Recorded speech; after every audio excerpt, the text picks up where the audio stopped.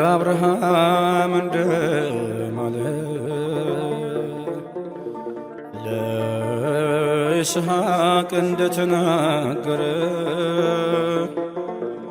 ለያዕቆብ እንደመሰከረ ሕዝቡን ከሞት አሻገረ። ለአብርሃም እንደማለው ለይስሐቅ እንደተናገረው ለያዕቆብ እንደመሰከረ ሕዝቡን ከሞት አሻገረ።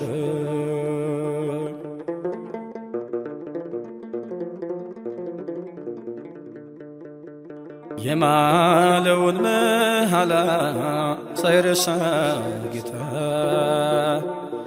ሕዝቡን በጽኑ ደዌ በሞት ሳይመታ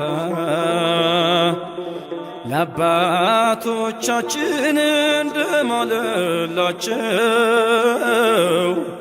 ቃሉን ፈጸመ በቃል ኪዳናቸው። ለአባቶቻችን እንደማለላቸው ቃሉን ፈጸመ በቃል ኪዳናቸው። ለአብርሃም እንደማለው ለይስሐቅ እንደተናገረ ለያዕቆብ እንደመሰከረ ሕዝቡን ከሞት አሻገረ።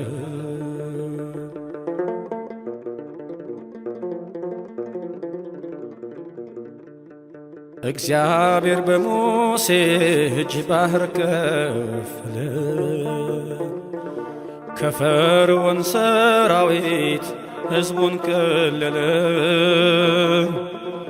እግዚአብሔር ከኖኅ ፈጸመ መሐላ፣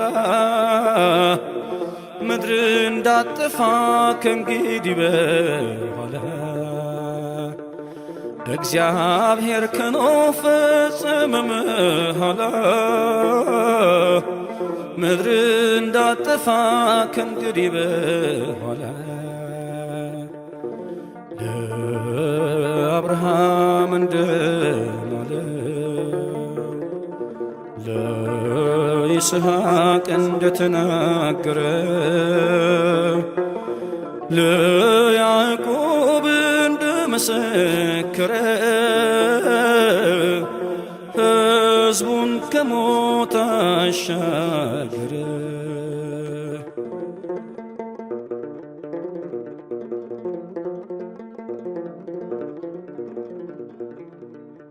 በጥላ በልብሳቸው ደዌ ፈወሱ፣ ምስክሮቹ ሆነው ተመላለሱ።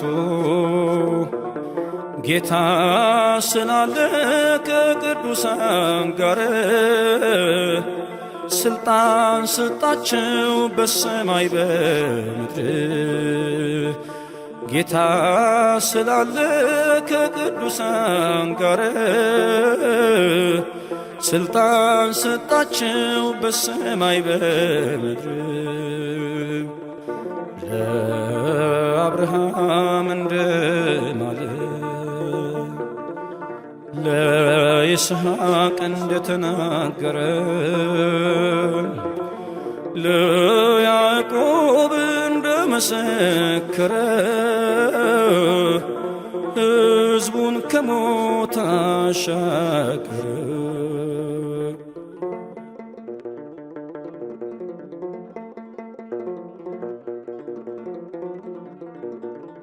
እንደ ደመና ሰፍረው በዙሪያችን ስላሉን ምስክሮች ለነፍሳችን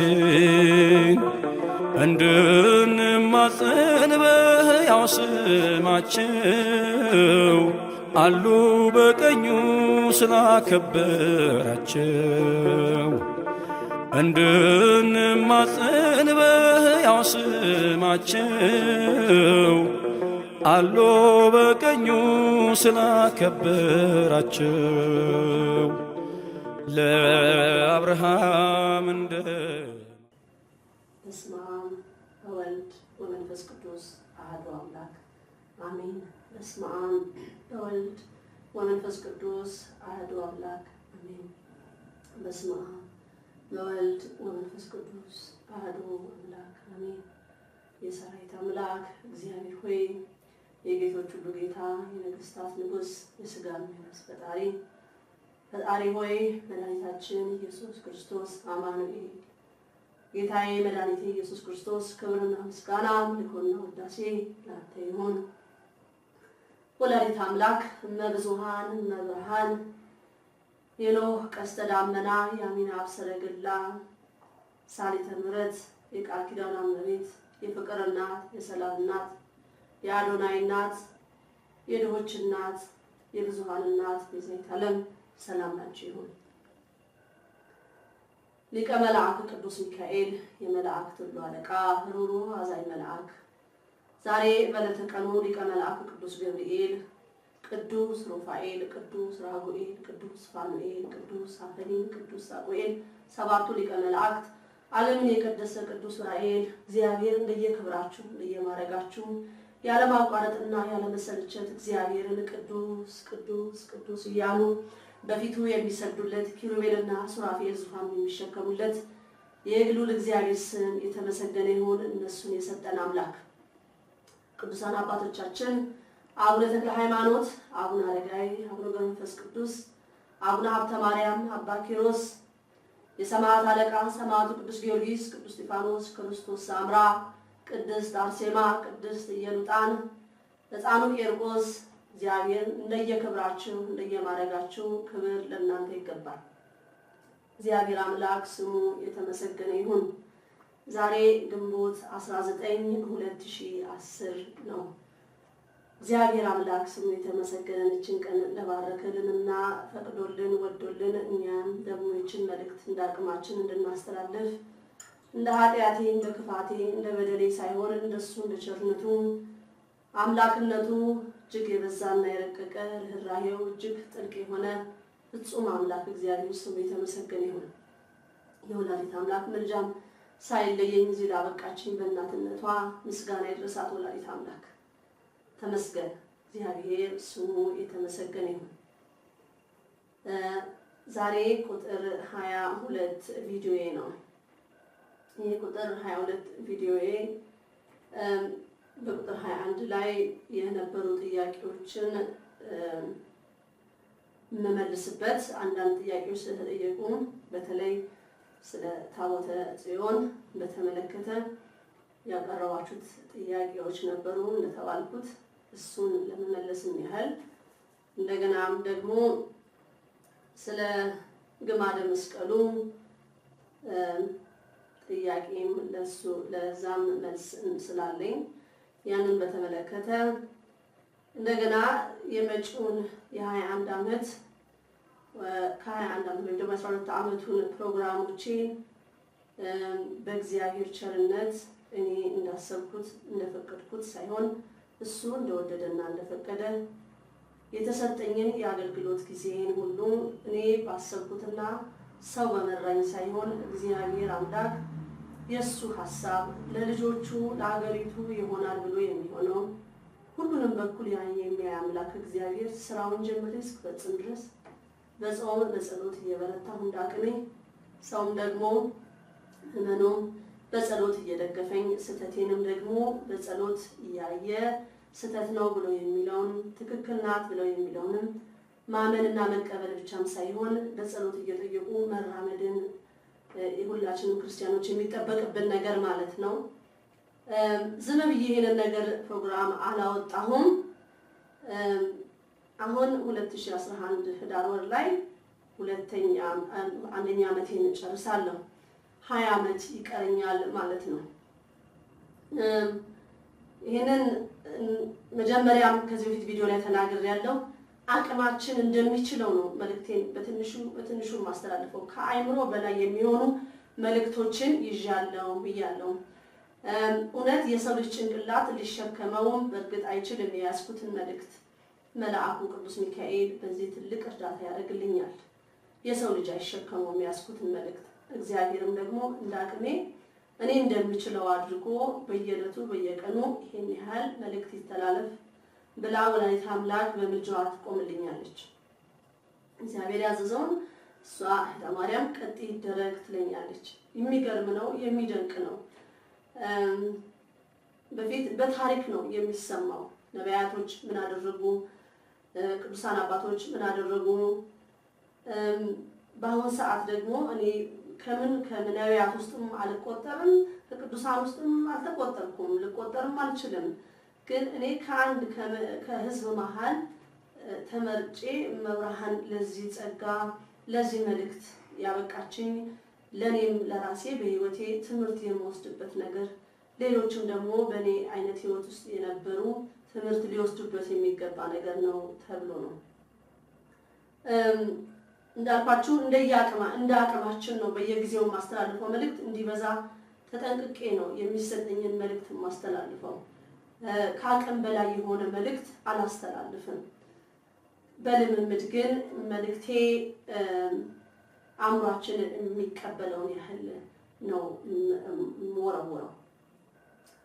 አእምሯችን ውስጥ እንግዲህ ደግሞ የራሱ የእግዚአብሔር የመንፈስ ቅዱስ ኃይል እንድንረዳ እኛ በፈለግነው መንገድ አይደለም፣ እሱ ሊያስረዳን ፈጣሪ ሊያስረዳን በፈለገው መንገድ እንድንረዳ ይርዳል። አሜን ይሁን። ሌላው ደግሞ በኮመንታችሁ ላይ በጻፋችሁት ላይ በተነገረኝ ምንድነው ስለ ጽጌ ጾምና ስለ ሰኔ ጾም ነው። በእርግጥ እዛ ላይ በጣም ግልጽ ላላደረኩት ይሆናል እና ብዙ ጊዜ ምንድነው የጽጌን ጾም ብዙ ህዝብ ስለማይጾመው የሰኔንም ጾም ስለማይጾም የፍላጎት ጾም ነው ተብሎ ስለሚባል ነው። እና ትንሽ ዛጋ ደብለቅ አድርጌ እንደሆነ ስህተቴን አርማለሁ። የጽጌ ጾም የእመቤታችን የስደቷ ጾም ነው። የሰኔ ጾም ደግሞ የሐዋርያት ጾም ነው። ይህንን ጾም መጾም አለበት የተባለበት እኔ ብዙዎች ልጠይቁ ትችላላችሁ። ብዙ ህዝብ አይጾሙም።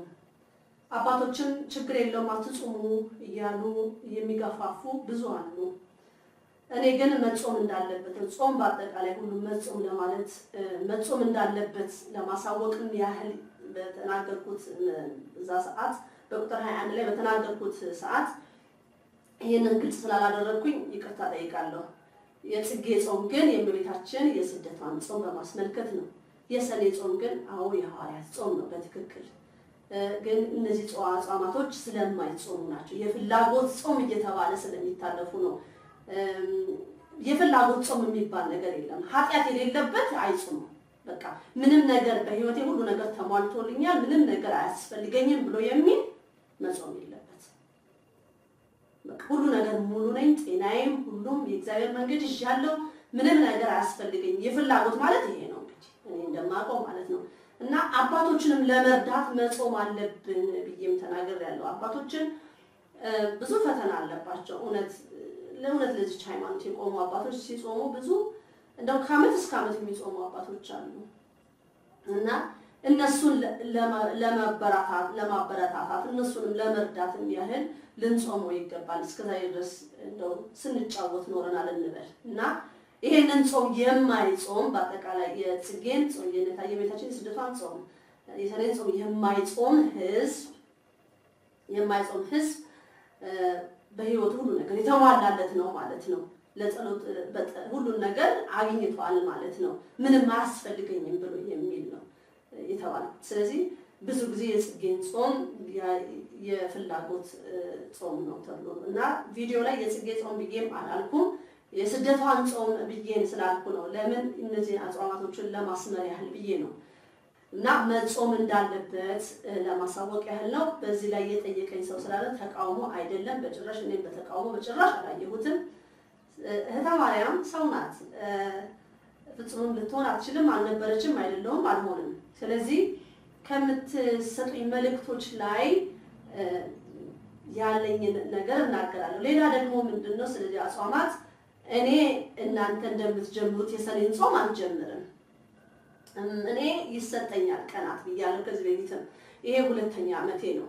የሰኔ ጾም ከመግባቱ በፊት ሮብና ዓርብ ጾም መጀመር እንዳለበት ነው ከመቤታችን መልእክት የተሰጠኝ። ስለዚህ ሮብና ዓርብ ጾምን ነው መጀመሪያው መጀመሪያ እኔ ማለት ነው። ከዛ የሰኔ ጾም ደግሞ ቀኑ ተሰጥቶኛል። ህዝበ ክርስቲያን ግን መጾም ያለበት በዚሁ በሲኖዶሱ በሚያወጣለት ቀን ነው። ምክንያቱም እነዚህ ቀናቶችን አስተካክለው የሚመጡ ለዚህ ጸጋ ያላቸው ለዚህ ተልእኮ ያላቸው አባቶች ቀኑን የሚያስተካክሉ ይመጣሉ ብለሽ በእኔ የተባልኩት ይመጣሉ። እኔ እንዳልኳችሁ ምዕመኑን ማዘጋጀት ነው፣ ህዝቡን ማዘጋጀት ነው የተባልኩት። በር አንኳኪ ነው የተባልኩት። በር ያንኳኳሁ ነው። በሩን አንኳኩቼ የሰማኝ ይከፍታል ማለት ነው። ሰምቶ መልእክቴን ይቀበላል። ሁሉንም መልእክት መቀበል አለመቀበል ትክክል ነው አይደለም፣ እዚህ ጋር ተጣሟል አልተጣመመም የሚለውን እንግዲህ እናንተ ራሳችሁ በጸሎት እየጠየቃችሁ ትፈታላችሁ እንጂ እህተ ማርያም ለምን እንደዚህ ያለች እንደዚህ ነበር የሚለው ነገር ሳይሆን እኔ የሚሰጠኝ መልእክት እንደመጣልኝ ነው የማወርደው፣ አጣጥሜ አላወርደውም። ሌላው ስለምንድን ነው የተጠየቅኩት? ስለ ታቦተ ጽዮን በታሪክ ታቦተ ጽዮን አክሱም ላይ ሲባል ነበር። አሁን ትንሽ እንደዛ ስትይ አይደናገርም ወይ ተብያለሁ። ይህ ሳይሆን ምንድነው ጥያቄው እዚህ ጋር እኔ እዚህ ጋር መመልሰው በአሁን ሰዓት ታቦተ ጽዮን አለች ወይስ የለችም የሚለው ነገር ነው። ያለፉት ከ50 እስከ 25 ዓመት ባሉት ጊዜ ውስጥ ወደዚህ ማለት ነው ታቦተ ጽዮን አለች ወይስ የለችም የሚለው ነው። የለችም፣ ሸሽታለች፣ ቦታዋን ለቃለች። ግን አዎ ኢትዮጵያ ላይ ናት ያለችው። ይሄንንም ለህዝብ መልስ ትሰጣለች። እውነት ብቁ አባቶችም ካሉ በጸሎት ይነግሯቸዋል። እና በዚህ ሰዓት በአሁን ሰዓት አለች ለሚለው ጥያቄ ስለተጠየቅኩበት ከዚህ በፊት ነው መመለሰው። በአሁን ሰዓት ታቦተ ጽዮን አክሱም ላይ አለች የሚለው ጥያቄ የለችም ብለሽ በእኔ ተባልኩት። ስለዚህ መልሴ በአሁን ሰዓት የለችም። ስለባለፈው ታሪክ አይደለም አወራው። ስለባለፈው ታሪክ ደግሞ አውሪ ከተባልኩኝ ደግሞ እተነትንላችኋለሁ። ታቦተ ጽዮንን ንገሪኝ የት ነው? እንደሱ አይነት አነጋገር የለኝም። ስታዘዝ ግን እናገራለሁ።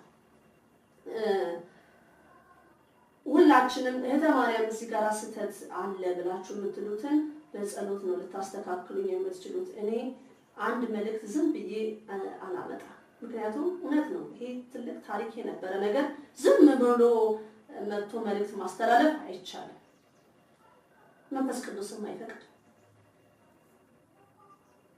እና ታቦተ ጽዮንን ይሄንን በተመለከተ ይሄ ጠየቀኝ ሰው ስላለ መልሱ እንግዲህ እርግጠኛ ነኝ ተመልሶላችሁ ይሆናል ብዬ አስባለሁ። ሌላም ጥያቄ ያላችሁ እንዲሁ ያው ያነቡልኛል የማህበሩ አባላቶች። ይሄን ተብሏል ይሄንን ባሉኝ መሰረት እመልሳለሁ። ሌላው ስለ አሁን ጾም እንመለስና ጥምቀት እንመለስ። ሚያዝያ 28 29 30 ጀምረን ያቆመን ወይም ደግሞ ልንጀምር ብለን በአንዳንድ ነገሮች ያቆምን ሰዎች አለንና ይሄ 3 ቀን ጸበል እኛን ይመለከታል፣ በትክክል ይመለከታል። ስላመናችሁበት ይመለከታችኋል።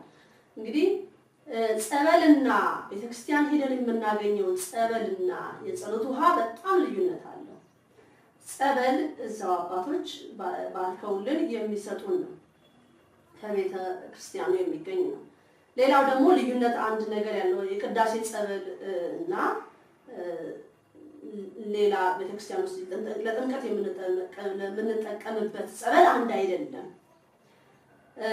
አንዳንድ ሰው ሃይላንድ ውሃ ወይም ውሃ ሞልቶ ጀሪካን ሞልቶ ቅዳሴ ሲገቡ ይዘው የሚገቡ አሉ። ከዛ ልክ ቅዳሴ ካለቀ በኋላ ያን ይዘው ይላሉ። ያ እኮ የቅዳሴ ጸበል ሆነ ማለት ነው።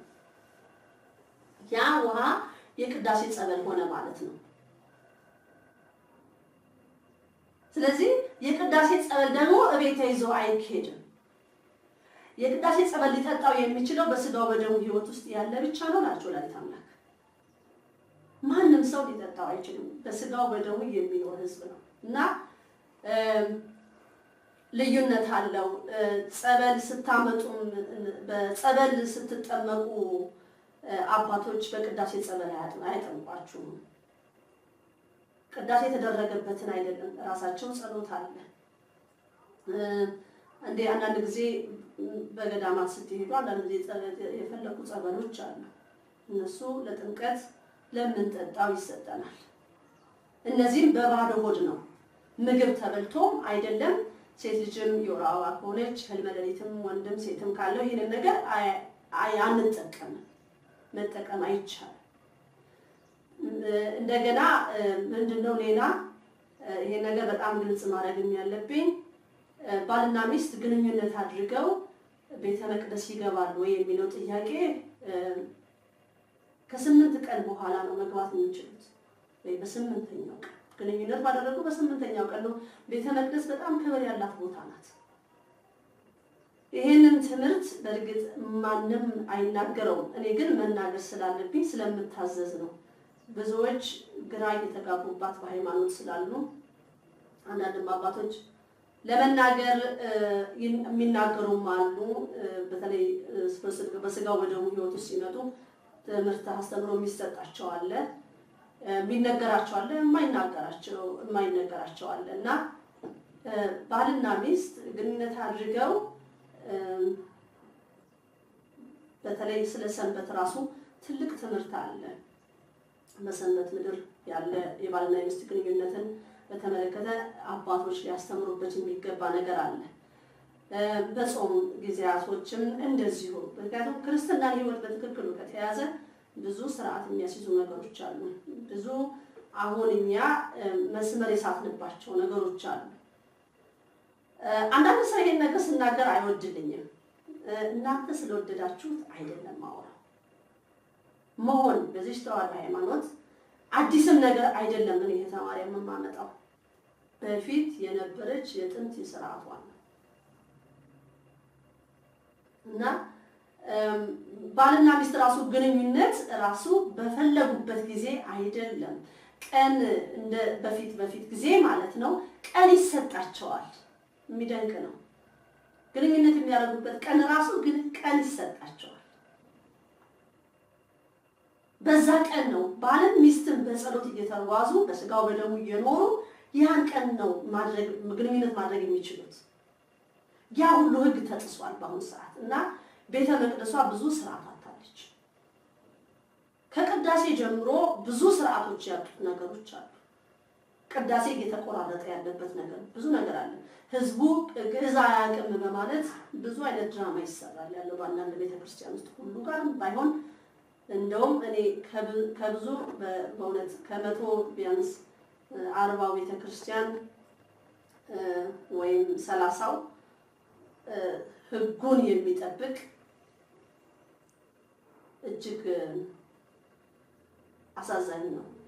እኔም ብዙ ቦታዎች በዚህ አገልግሎት ጊዜ ውስጥ በዚህ 3 ዓመት ውስጥ ብዙ ነገሮችን ስላየሁ ነው። በቤተክርስቲያን ተገኘ በምትለኝ ቦታ እየተገኘሁኝ ያየሁት ነው ስርዓቱን እና ጸበልን ስንመለከት ይሄንን ስርዓት ያስፈልጋል ማለት ነው። በግንኙነት በባልና በሚስት ያለው ግንኙነት ጸበልን ልናከብር ይገባል። ጸበልን ልናከብር ይገባል። ጸበሉ ስራ አለው፣ ድነት አለ፣ ፈውስ አለ። በጸበሉ መልእክት አለ። አጋንንትም ብዙ ጊዜ አለቅም ወይም ምልክትም አላሳየም ብሎ የሚለው የሆነ ነገር ላያችን ላይ እሱን የተመቸው ነገር ሲኖር ነው ብዙ ጊዜ እንደዚህ አይነት ነገር የሚኖረው እና ቀስ እየተባለ ይገፈፋል እነዚህ ነገሮች እና በሂደት ነው ሁሉም የሚሆነው እና ጸበል የቅዳሴ ጸበልና ጸበል የምንጠመቅበት አንድ አይደለም። የጸሎት ውሃ ደግሞ በቤታችን ውስጥ ጸሎት ስናደርግ እንዲባረክልን የምንጠይቀው ነው። ሊቀ መልአክ ቅዱስ ገብርኤል የተባልኩት እኔ እንደዚህም እንዳለችኝ ተናገረልኝ ከዚህ በፊት ቅዱስ ገብርኤል በመስቀል ተባርከው እመቤቴ እግዝእትነ ማርያም እፍ በይበት ብለሽ በይኝ ተብዬ ያ የጸሎት ውሃ ለብዙ ሺህ ህዝብ እንደውም ሺህ ብቻ አይደለም በሚሊዮን የሚቆጠር ህዝብ ድኖበታል። ባለፉት 3 ዓመታት አገልግሎቴ ላይ በጣም በሚደንቅ ሁኔታ ህዝብ ድኖበታል። ይህ የጸሎት ውሃ ልዩነት አለው ብያቸዋለሁ ከጸበል ጋር። የጸሎት ውሃ ጸበሉን እንዳትዳፈሩባት ወይም ለጸበሉ ክብር እንዲኖራችሁ ማለት ምንድነው? በጸበሉ ላይ ብዙ ጊዜ በጣም የሚያሳዝን ነገሮች እየተደረጉ ስላለን ከገንዘብ ጋር እየተያያዙ ያሉ ነገሮች አሉ። እምነት ራሱ በገንዘብ መሸጥ ጀምሯል። ጸበል በገንዘብ መሸጥ ተጀምሯል። ጸበል ለመጠመቅ ብር እየተከፈለ ሆኗል እና ይሄ ደግሞ የሌላቸውን ይሄንን ሁሉ አይታ ማለት ነው ወላዲተ አምላክ ብዙ ችግር እንዳለ ጸበል በውጭ ዓለም የማያገኙ አሉና ያችን የቅዳሴ ጸበል ይዘው ገብተው ነው ቤት ሁሉ ይረጩበታል። ቅዳሴ ጸበል ነው ያለችው። ቤት እንዴት ይበስ ቅዳሴ ጸበል ቤት አይረጭም። በቃ ከቤተ መቅደስ መውጣት የለበትም ነው የምትለው ወላዲተ አምላክ። ስለዚህም ነው ይሄን የጸሎቱን ውሃ ይዘጋጅ የተባለበት መርህ ማለት ነው። እመቤታችን ወላዲተ አምላክ በነገረችኝ መሰረት ይሄ የጸሎቱን ውሃ ምግብን በላችሁም አልበላችሁም ንጹህ ሆናችሁም አልሆናችሁም ይሄ የጸሎት ውሃ ስራ አለው። ሴት ልጅ የወር አበባ ላይ ብትሆን ለምሳሌ ብዙ ጊዜ አሁን ጸበል ሲታዘዝ አንዳንድ ሴቶች ቶሎ ብሎ የራሱ የወር አበባው በመንፈሱ ይለቀዋል። ጥምቀቱን እንዳትጠመቅና ጸበል መጠመቅ አትችልም ለምን ንጹህ ስላልሆንኩ ብላ። ስለዚህ ያንን ሰዓት ሊያከሽፈው ይፈልጋል። እሱ የተሰጣትን የጸበል ጊዜ ሊያቋርጠው ይፈልጋል። እኔ ግን ብዙውን ጊዜ ተናገርኩት እንደው በጸሎት ውሃ እቤት ቀጥሉ ብያለሁ።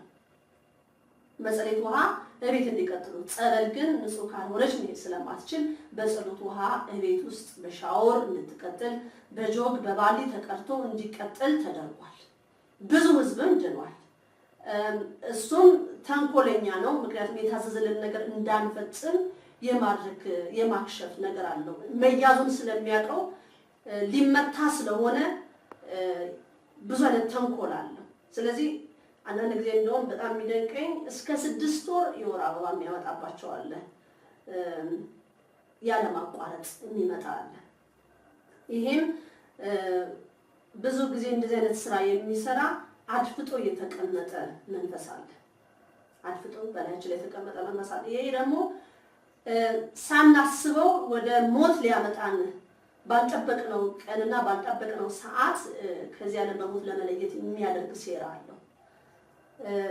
አንዳንድ ጊዜ ደግሞ በምትጠመቁ ሰዓት ህመሙ አንድ ቦታ ላይ ብቻ ሆኖ ይሰማችኋልና እኔ አሁን እናገራለሁ። መጠመቅ ስትጠመቁ እዚህ ቦታ ላይ አስመቱ፣ እዚህ ላይ አስደርጉ። እዛ ላይ ባያመኝም ምን ይሄ ተማሪ እዛ ላይ ህመም የለብኝ። እዚህ ደግሞ የማየው ለየት ያለ ቦታ ነው።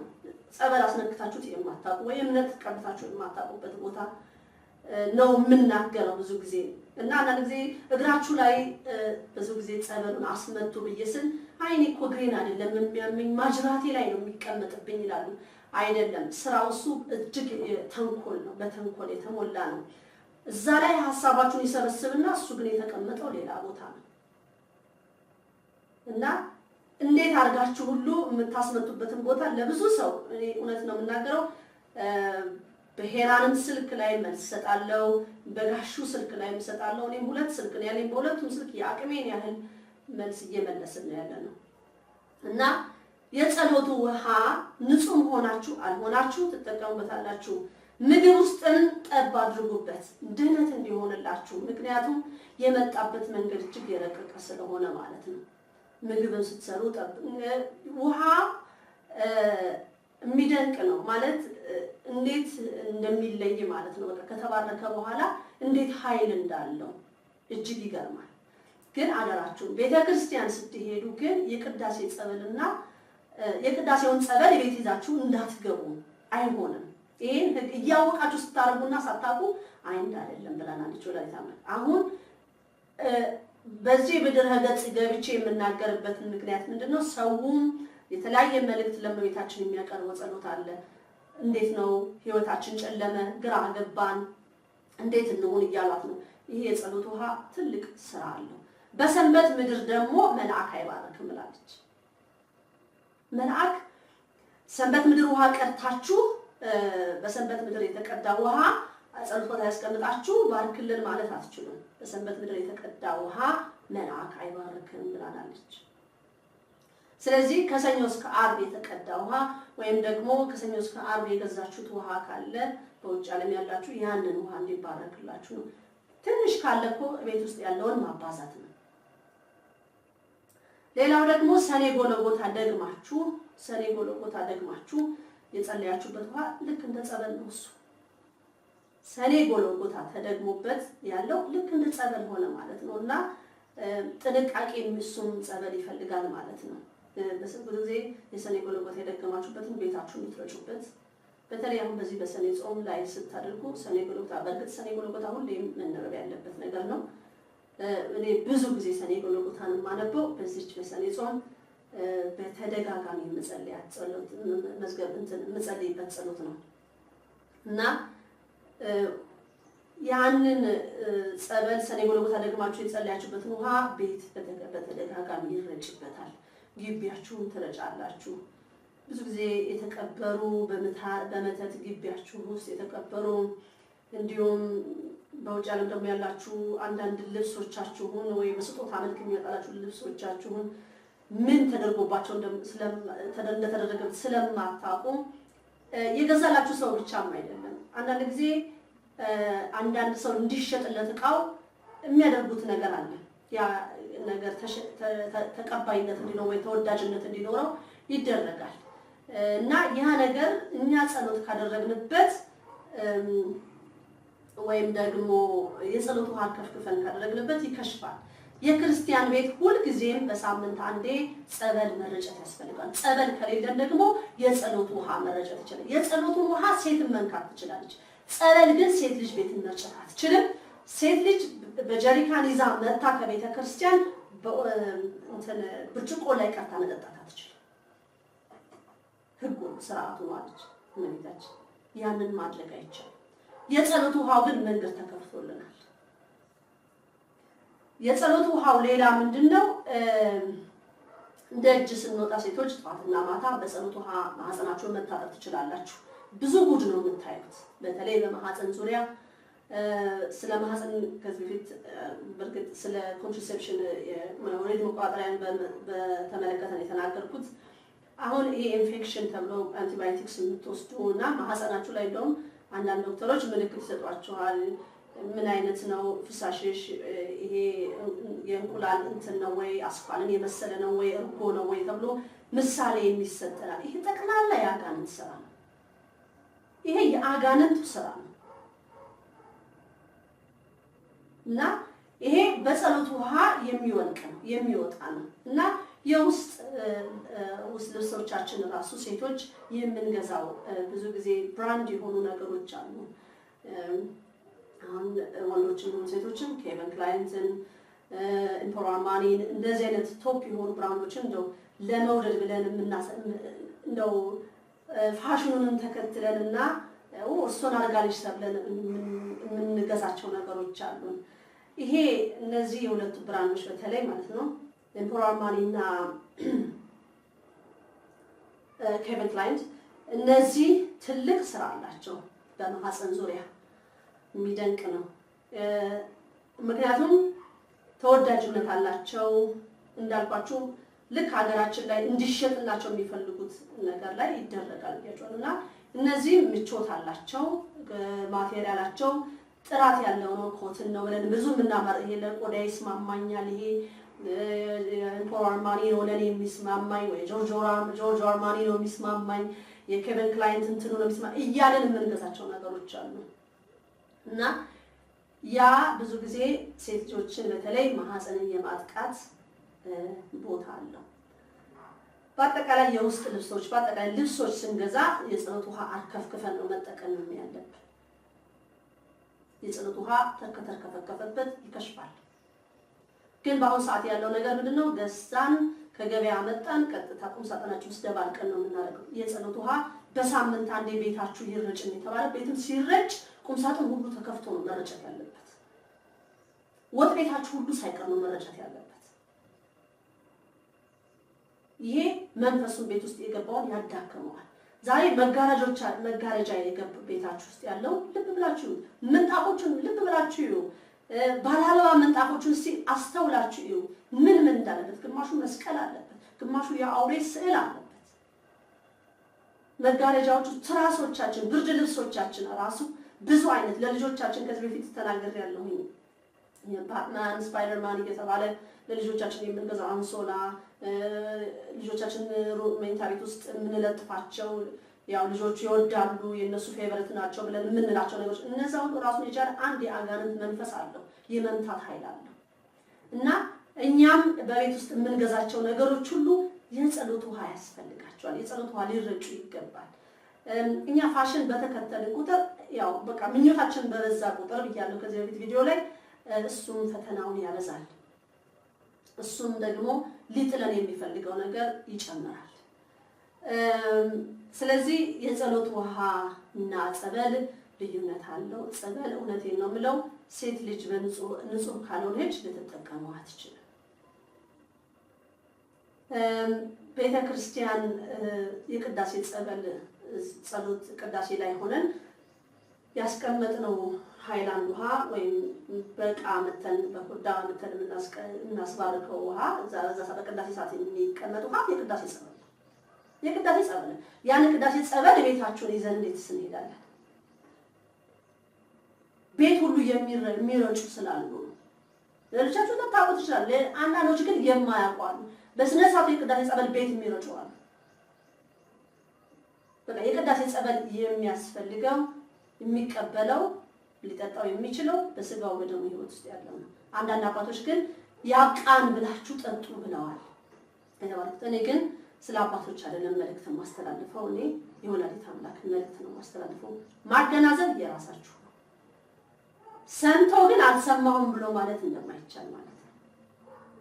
ጥሩ ይሄንን ጥያቄ ለተጠየቁት መልስ የመለስኩ ይመስለኛል።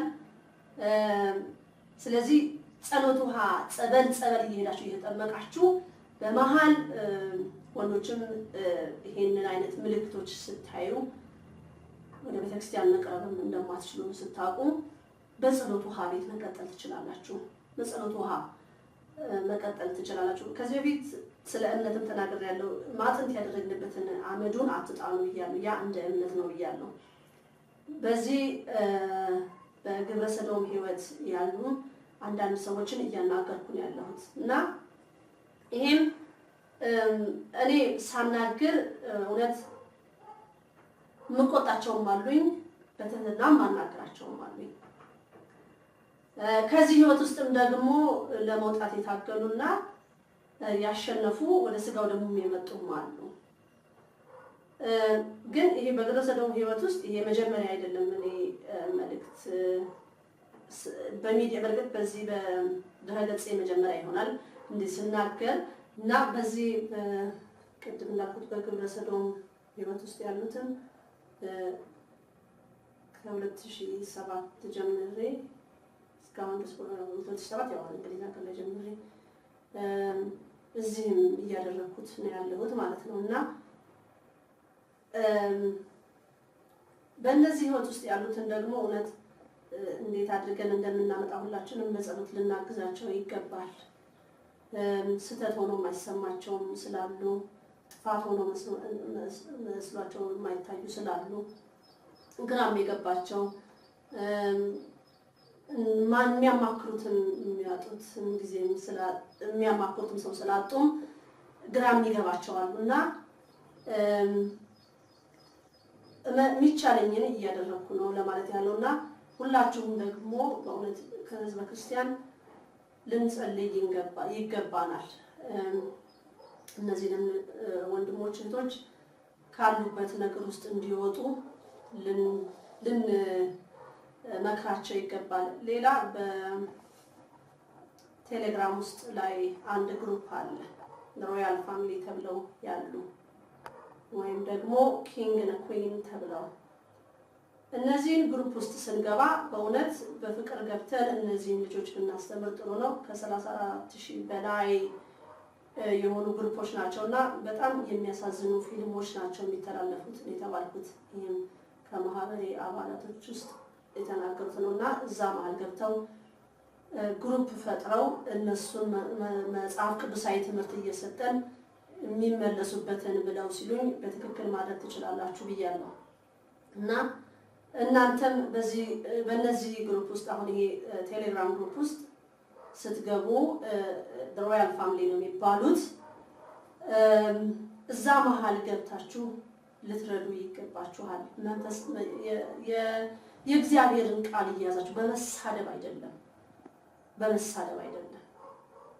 የእግዚአብሔርን ቃል እየሰጠን እነዚህን ወንድሞቻችን እህቶቻችንን ካሉበት ነገር ማውጣት እንችላለን። ስለ ራሳችን ብቻ ህይወት አይደለም የምናስበው ማለት ነው።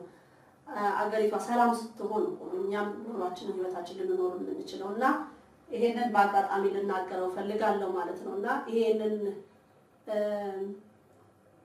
ጋሹ የኛ የማህበረተኛችን እና ሌሎች እንደዚሁ በህብረት ለመሆንና እዚህ ሮያል ፋሚሊ ተብለው የሚሰየሙ ግሩፖች ውስጥ መሀል ገብተን የራሳችንን ምክር እንለግስ የሚል እቅድ አለና እዛ ላይ መሳተፍ የምትፈልጉ እባካችሁን ግቡና እነዚህን ወንድሞች ከጠፉበት የምናመጣበት በምክክር ምክንያቱም ኢትዮጵያዊነት መተሳሰብ፣ መተዛዘን፣ መፈቃቀር፣ መሰባሰብ እንዳለብን ነው የማውቀው።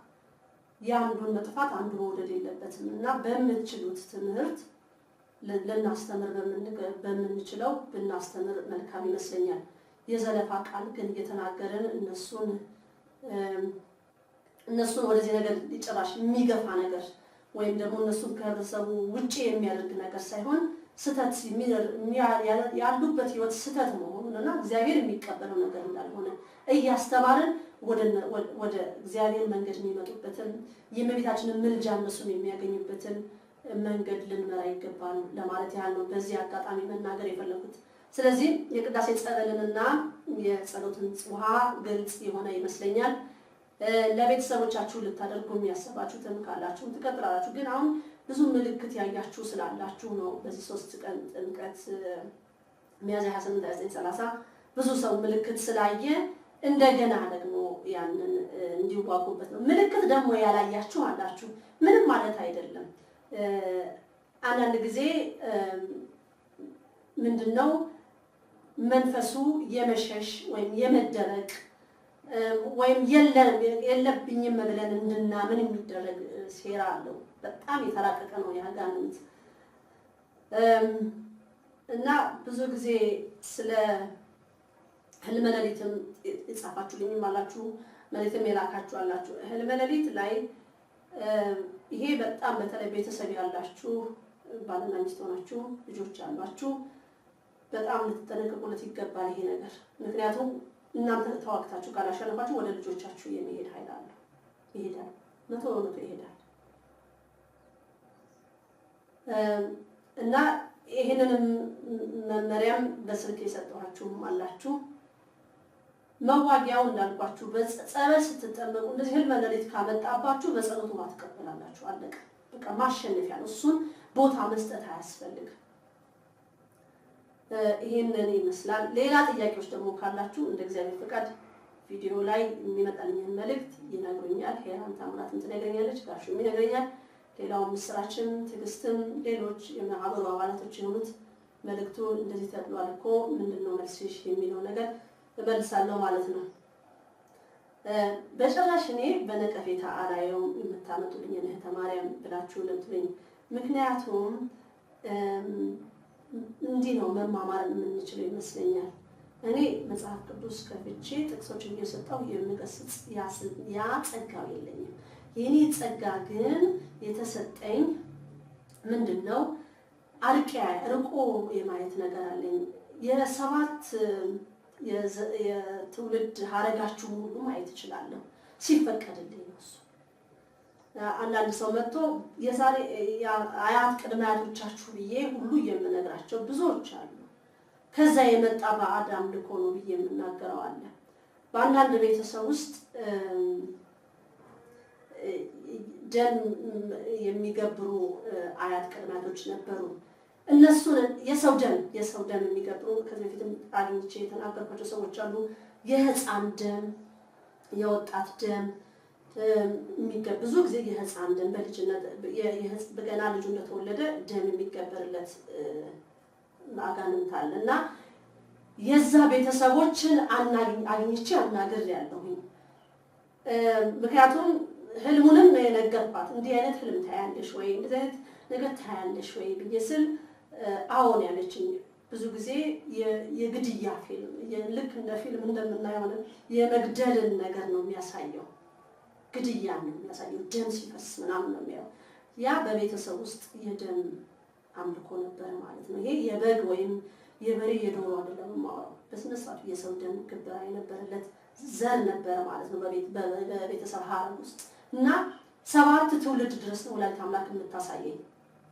እና አንዳንድ ጊዜ ደግሞ በዛ ያ ወይ ያቺ ሴት በንስሐ ካለች በጸሎት ካለች የአያቴ ቅድመ አያቷን ነገር እንድትጸልይ ይነገራታል።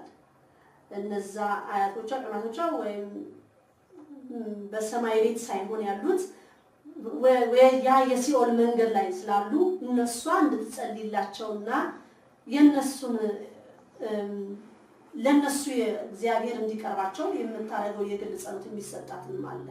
እንደዚህም አድርጌ ስለማቅ ማለት ነው። ለነሱ የሚጾም ጸሎት እንዳለ በሰሩት ነገር እግዚአብሔር አዝኖ እሱ እንዳልተቀበላቸው ምልክቱን ሁሉ ለነዚህ ሰዎች አሳይቶ ያውቃል። ስለዚህ አንዳንድ ጊዜ እኔ ስናገር ተማሪያም ጉጉል ላይ ወጥቼ አይደለም ስለናንተ ህይወት ማቀው እኔ በጸሎት ነው የሚነገረኝ፣ ሲፈቀድልኝ ነው የሚነገረኝ።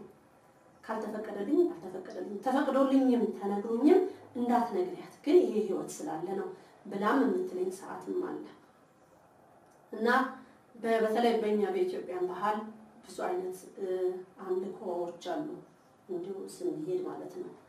እና ያንን የዘርን ሀረጋችንን የምናጸዳበት አያት ቅድመ አያት እያልኳችሁ ብያለሁ። አያት ቅድመ አያት ቆጥሮ የመጣውን ሁሉ የኃጢአት የባዕድ አምልኮ ሁሉ ከኔ ላይ ተጠርጎ ይውጣ ብላችሁ በምትጠመቁ ብዬ የምናገራለሁ። በዛ ሰዓት በምትጠመቁ ሰዓት በሚደንቅ ሁኔታ ያማል፣ በሚደንቅ ሁኔታ ይከብዳል። ምክንያቱም አጋንንት ትእዛዝ ተሰጠ። በቃ ከተባለ በቃ ከተባለ በቃ ነው። እናንተ ቆርጣችሁ ከተነሳችሁ ለአያት ለቅድመ አያቶቻችሁ የሚሆነውን ስራ ነው የምሰጠው እኔ ማለት ነው። እና አንዳንድ ጊዜ ተማሪያም አሁን የዛሬ 20 ዓመት የዛሬ 30 ዓመት ብዬ አንዳንድ ቤተሰብ አንዳንድ ባልና ሚስት ወይም አንዳንድ እነዚህ ቤተሰቦች አግኝቼ ስናገር አያስታውሱትም። እና የሚያስታውሱት ጸበሉን ጀምረው በሶስተኛው ወይ በአራተኛ ጥምቀታቸው ላይ እመብርሃን ራሷ በራእይ ታሳያቸዋለች ወይ በህልም ታሳያቸዋለች ያን የነበረውን ታሪክ እና ጭንቅላታቸውን እየነቀነቁ ነው የሚመጡት። የሚገርም ነው ተረሳ ነገር ይሄም ነበረ እንደዚህም ነበረ ይሄን ምልክት አየን ብለው ነው ያሉት። ጸበሉ ኃይል አለው። ካመናችሁት ታሪክን እናንተ ድናችሁ ለአያት ለቅድመ አያታችሁ ለልጅ ልጆቻችሁ የምትድኑበትን መንገድ ነው የምናገረው እኔ። እዚህ ጋር ለአንድ ሰው ብቻ መዳኛ አይደለም። እናንተ ስትድኑ ሌላው መዳን እንዴት እንዳለበት መርሁን ነው ተናገሪ ተብዬ የምናገረው እና ሰንሰለቱ የሄደ ነው። የጠፉትንም ሁሉ ለማግኛ ነው። አንድ እህት ደግሞ በተደጋጋሚ የምትጽፍልን መልእክትን መሴጅ ውስጥ የምትለቅልናለሽ ስለ ቤተሰቦችሽ እስልምና ህይወት ውስጥ እንዳሉና አንቺ ደግሞ ከዛ ህይወት ውስጥ እንዴት እንደምታውጫቸው። አንቺ አታውጫቸው፣ የሚያወጣቸው እግዚአብሔር ብቻ ነው። ምንድነው የምታደርጊው? አንቺ እንዳቅምሽ ይሄም ትእዛዝ ማለት በስልክ ለማግኘት ሞክረናል ትናንትና መሰለኝ ግን አልቻልኩም። ምንድነው የምታደርጊው መሰለሽ? 3 ቀን በቤተሰቦችሽ ልክ 3 ወንድም ካለሽ 3 ብርጭቆ ለ3 ቀን 3 ብርጭቆ ለአንዱ ወንድምሽ አንዱ ለአንዱ ወንድምሽ አንዱ ለአንዱ ወንድምሽ አድርገሽ መጠጣት ትችያለሽ። ግን እዚህ ጋር አንድ ነገር አለ። እኛ ስንጸልይ ባል ለምሳሌ እኔ ያለሁ ልበል ምሳሌ ራሴ ልውሰድና ባል ያለ የባሌ ቤተሰቦች አሉ፣ የባሌ ወንድም ቢኖር ሚስቱ ብትኖር ለሷም ልጸልይ ይገባል። እንትን ብቻ ቤተሰብ ብቻ ፈልጌ መሆን የለበትም፣ ገንጠል አድርጌ መሆን የለበትም። ምክንያቱም ያም ነፍስ ናትና ያችን የእግዚአብሔር ስራ ናትና ስራ ስለሆነች ማለት ነው። ቂም ይዘን አይ ሚስቱ ነች እንደዚህ ያደረገችበትና ወይም ባሏ ነው እንደዚህ ያደረገበትና እሱ የታባቱንና ሱዳን አልዳን አይባልም። እኔ ደግሞ ይሄ መርህ የለኝም። ከዳነ ሁሉ ነው መዳን ያለበት። ከጸለያችሁለት ለሁሉ ነው። በቃ እዚህ ጋራ ጠንቋይም ይሁን ምንም እግዚአብሔር በፈቀደ ሰዓት ያንን ሰው ድል ይመጣዋል። ከእናንተ ግን ቅንነት ይጠበቃል። እናንተ የዳናችሁበትን ሌላው እንዲድን ማለት ነው። በዚህ ልቋጭና ይሄንን ወደ ዋነኛው መልእክት ዛሬ ልግባ። ስለ ግማደ መስቀሉ ታሪክ ልግባ። ግማደ መስቀሉ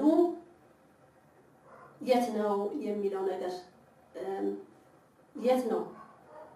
ባለፉት 13-14 ዓመታት ልብ በሉ። ከዛሬ 13 እና 14 ዓመታት ጀምሮ ያለው ነው ማውራው።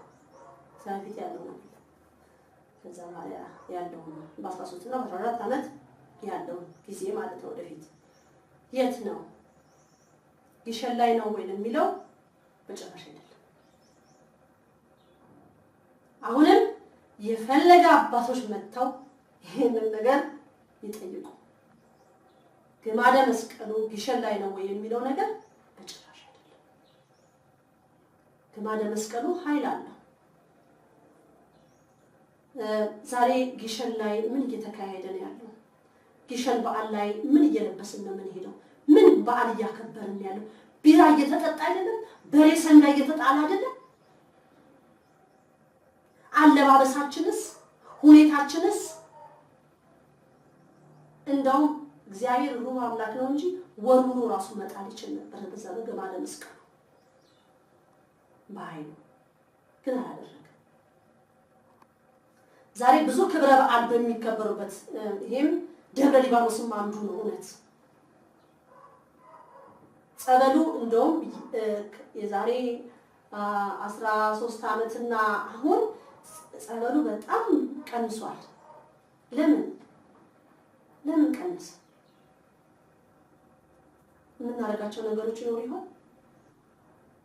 የማደረግ የሌለበትን ነገር እያደረግን ይሆን? የመዳኛችን ራሳችን በገዛ እጃችን እያጨለምን ይሆን? እኛ ስናጨለም ሌላ ደግሞ እንዲጨልምብን የሚፈልጉ ይበልጥ እየደመሩበት ይሆን?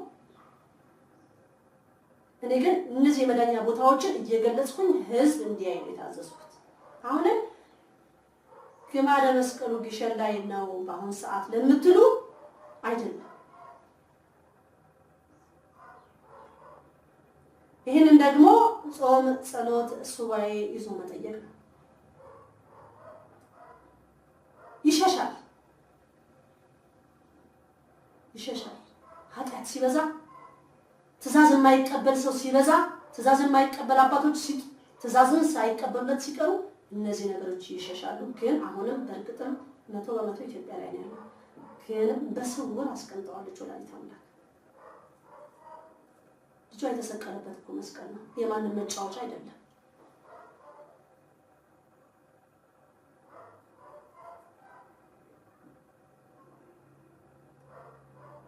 እና በየንግስ ላይ የሚጠጣው ቢራ፣ የሚጠጣው ኮካኮላ፣ ምሪንዳው፣ ፋንታው፣ የመጠጥ አይነቶች፣ የሚታረደው ሰንጋ ሲጀመር ቤተክርስቲያን ውስጥ ሰንጋ ይጣላል እንዴ? ገዳም ውስጥ በሬ ይታረዳል እንዴ? የገዳም አባቶች እንኳን ጾማቸውን ሲፈቱ ቦታም አላቸው አርደው የሚበሉበት። አሁን የክርስቶስ ሳምራን በዓል ለማድረግ የቅዱስ ያሬድና የክርስቶስ ሳምራን በዓል ሲደረግ በእውነት ማህበረተኞቻችን እዛ ያሉ ብያቸዋለሁ፣ ጽዳት ሲያጸዱ ነበር። ንጽህናው በጣም የሚያሳዝን ዜሮ ነው። ቤታችንን እንኳን እንደዚህ አናደርግ። ሰርግ እንኳን ብንደግስ ቤታችን ውስጥ ቤታችንን በንጽህና እንዴት እንደምንይዝ ሰራተኛ እንቀጥራለን።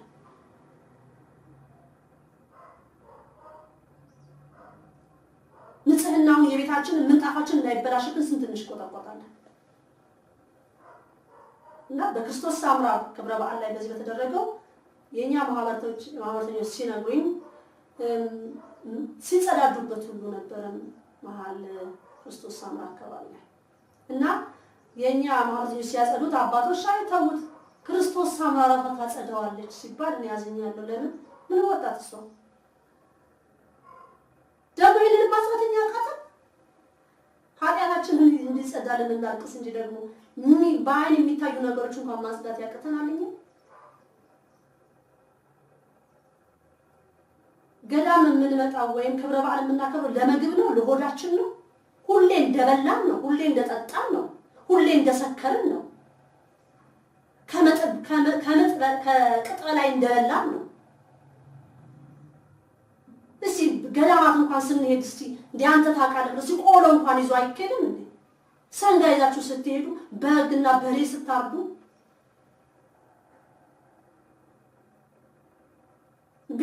ቢራን ያህል ይሄ የሚያሳዝነው የምንድን አበሻ ቢራ ነው የሚባለው?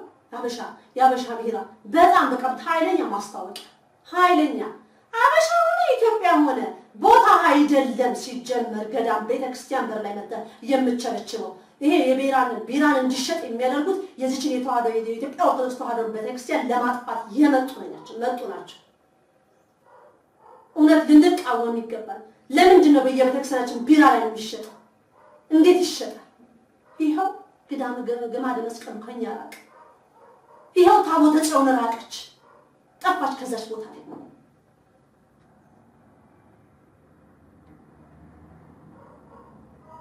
ሌላም አለ ገና የምተነትነው። ግን እንዴት ነው የምንማረው? እንዴት ነው የምንስተካከለው ነው? ለመብል ከሆነ ቤታችን አፈንቀመጥ ንግስ ሲነግስ ታቦት በሚወጣ ሰዓት ደግሞ ታቦትና ሴት ልጅ ልትቀራረብ አንችልም።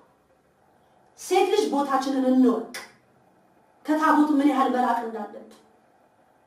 አሁንማ በቃ በጣም ያሳዝናል። ታቦቱን እንደዚህ ቀርበን ሴቶች ቪዲዮ የምንቀርጽ ሴቶች ሁሉ አለ። ከታቦቱ ጋር ሁሉ እንደዚህ ገብተን ምንድን ነው የሚሆነው? ይሄ ጉድ ወዴት ነው የሚሄደው? በኋላ ቀጥ ብለን ምንድን ነው እኛ ሴቶች ታቦቱን እንሸከም ብለን ልንጠይቅ ነው? እኛም ቦታ ይሰጠን ብለን ልንል ነው? እኛ ሴቶች እንዴት መስመር እንዳጣ ማለት ነው። ግን እያንዳንድሽ መኖሪያ ቤትሽን ታስከብሪያለሽ። አንድ ህንጻ ያን ባለሀብት ህንጻ ጽዳቱ ልዩ ነው። ግብዣ እንኳን ቢኖር እንዴ አስተናጋጆቹ አለባበሳቸውን አሳምረው ንጽህናው ቦታውን ጠብቀው ነው የሚከናወነው። ምን ነው ቤተክርስቲያን እንደዚህ ምን ነው መላና ሰጣችኋት?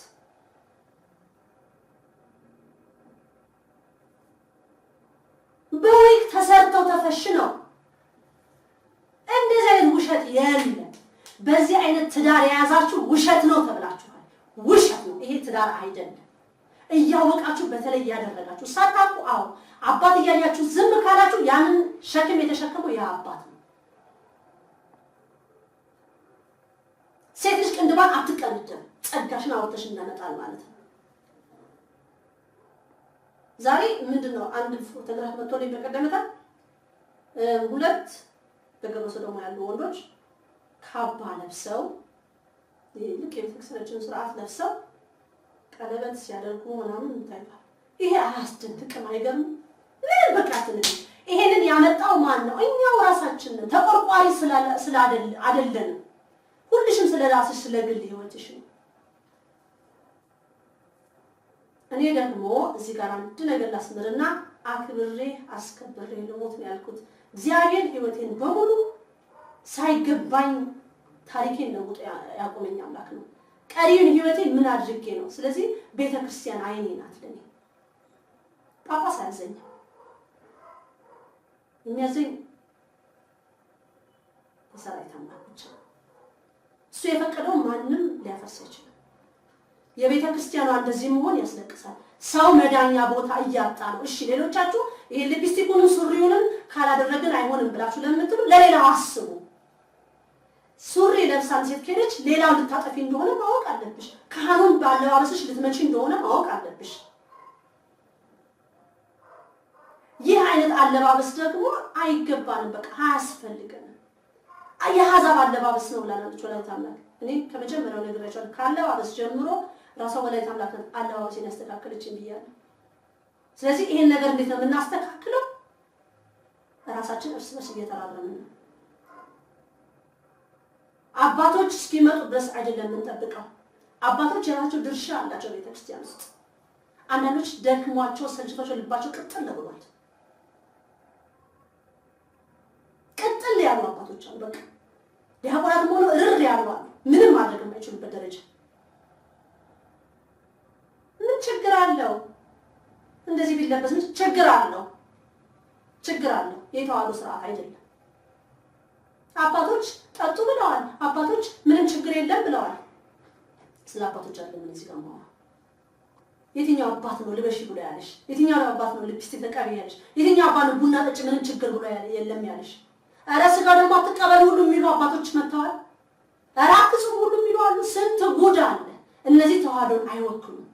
ሊፕስቲክ ስትቀቡ ዝም የሚሏችሁ በሁለት ነገር ነው የወሰንኩት ብዬ ነግሬያቸዋለሁ። የተባልኩት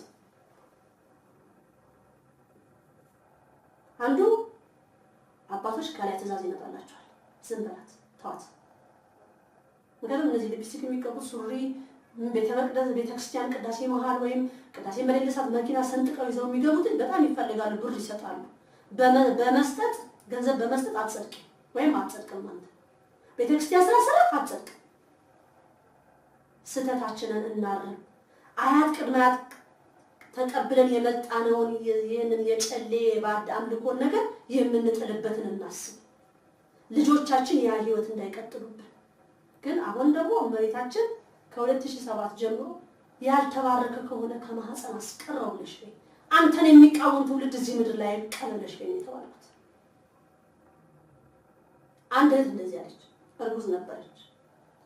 እህት ማርያም እኮ ስለ ጽንስ ምን ትላለች አላት። ያልተባረከ ከሆነ ከማህፀን አስቀረው፣ አንተን ወልጄው አንተን የሚቃወም ከሆነ ከማህፀን አስቀረው። ያንተን ክብር የሚነካ የእመቤታችንን ምልጃ የሚንቅ የመላእክትን ተራዳኢነት የቅዱሳን የጻድቃን የሰማዕታትን ፍቅር የማያውቅ የማይቀበል የማያከብር ከሆነ ከማህፀን ይቅር ብላችሁ በሉ ብላለች ተብሎ ሲነገራት ምን አለች? አዎ ብላለች። አይች ልጅ ያማታል በእውነት ነው ያለችው። ያመኛል። እንዴት እንዴ? እግዚአብሔር እኮ ፈቅዶ ወረድ ሰጥቶኛል። ስለዚህ ምንም ችግር የለው። በጣም ይደንቃል። ተይ ጸልይ ለማንኛውም ማለት እንደዚህ አይነት ጸሎት የለም ማለት ነው። እንደዚህ የሚባል ጸሎት የለም። በቃ የተባረከ ልጅ ስጠኝ ብቻ ተብሎ ማለት ነው እንጂ አንተን የሚቃወም ብሎ ነገር የለም። ልክ 9 ወር ደርሳ ልትወልድ ስትል ልጁ ሞተ።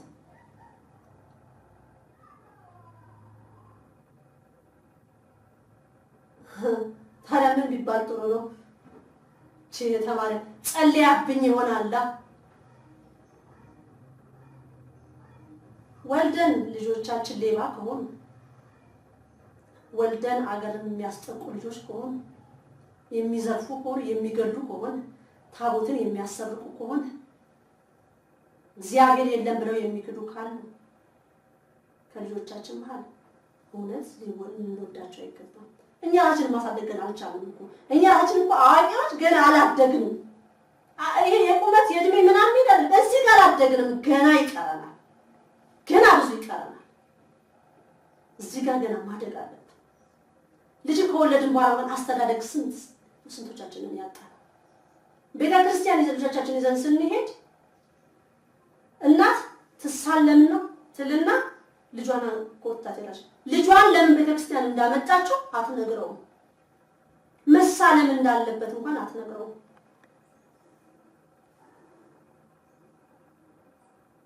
ስለዚህ ይሄንን ልንል ግድ ይገባናል። ወልደን በሽተኛ ብንሆን እናለቅሳለን። ግን አንዳንድ ጊዜ ደግሞ እግዚአብሔር ሊያስተምረን የሚፈልገው ነገር አለ። በኃጢአት ብቻ አይደለም አንዳንድ ነገሮች የሚሰነካከሉት። እግዚአብሔር ሲወደን ሲፈልገን ሲጠራን አእምሯችን ሊሰበስብ ሲፈልግ ወደ እምነት እንድንመጣ ሲፈልግ አንድ ነገር በልጆቻችን መሀል ያደርጋል። ግራና ቀኝ እንድናስተውል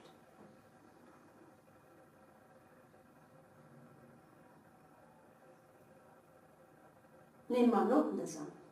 ከዚህ በኋላ ግን የሚመጣ ትውልድ አንተን የሚቃወም ያንተን መንገድ የሚስት ከማህፀን ደርቆ ይቀር ነው።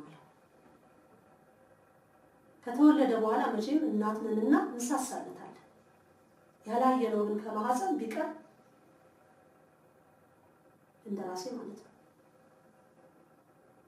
የተወለዱትንስ ምን እናድርግ የሚለው ደግሞ ይሄን ለቤታችንን ጠይቄያለሁ። እኔ 4 ልጆች ስላሉኝ ማለት ነው። ግን እኔ በምጤ ሰዓት 3ቱንም ወንድ ልጆች ስወልድ ያልተዋረከ ከሆነ ከማህፀን አስቀረው እል ነበር። ይሄን ቃል ከየት እንዳመጣሁት በጣም ደነግጥ ነበር። ለምን አልኩኝ ይሄን እያልኩ መቅደላዊት ልጄን ስወልድ ግን እንደዛ አላልኩኝ። ራሷን በቤታችን ቆማ ነበር የምታዋልደኝ ነበረችው።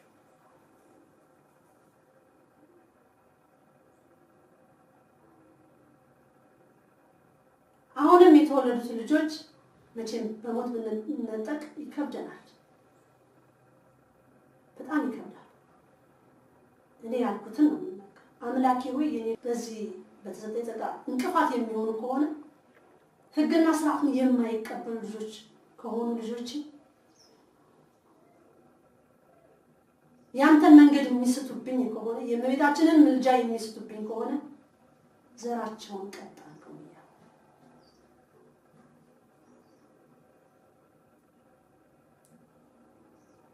እመቤታችን 7 ትውልዴን ቢመረቅ ግን በዛ መሃል ግን እሱን የሚቃወም ካለ ፈጣሪን የማያከብር ዘሩ በዛ ሀረግ እንዲያቆም ይጠይቃል።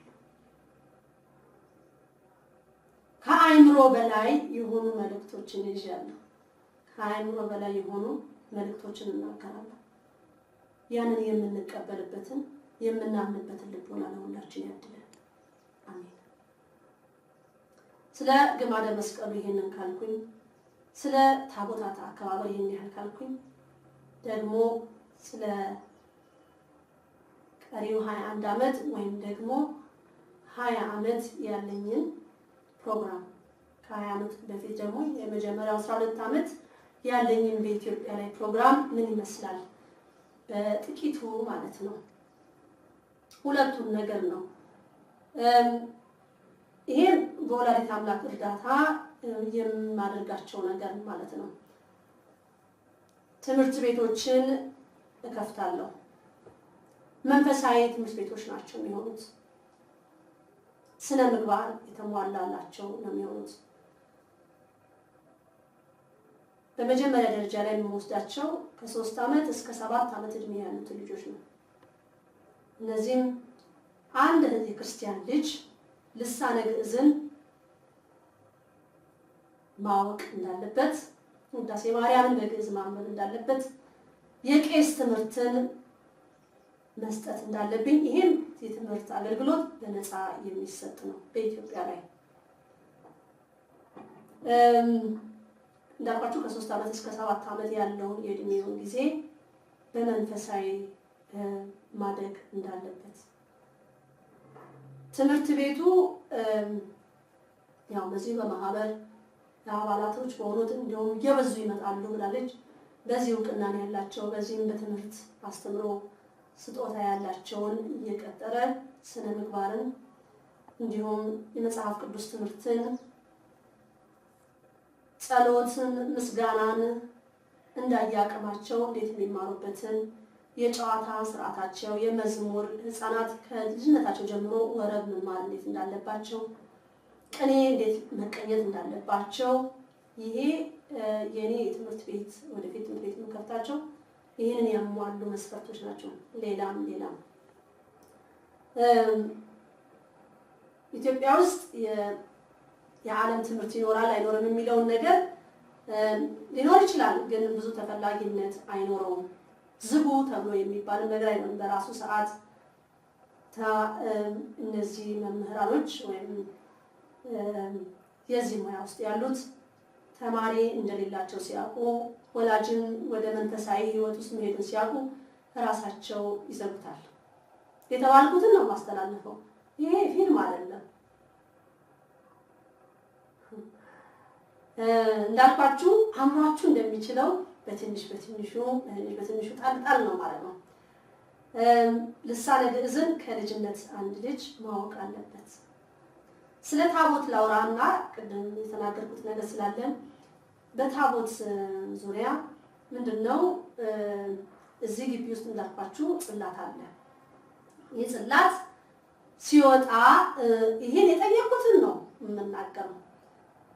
ማን ነው የሚሸከመው የጽላት ሲወጣ የሚል ጥያቄ ለአምላክ ያቀርባለሁ።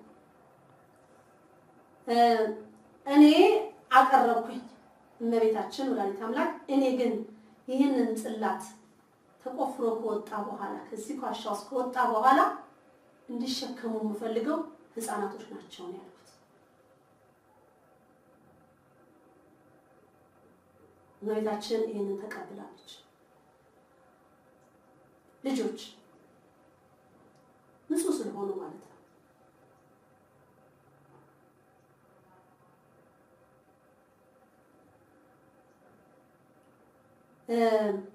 ከልጅነት ጀምሮ መኮትኮት ያስፈልጋል፣ ማስተማር ያስፈልጋል።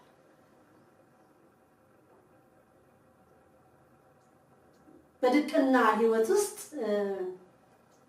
እንዴት መግባት እንዳለ የክርስቲያን ልጅ ሲጀመር ይሄንን ከልጅ ከሶስት ዓመት ዕድሜው ጀምሮ ይሄ መንፈሳዊ ነገር ይመገባል።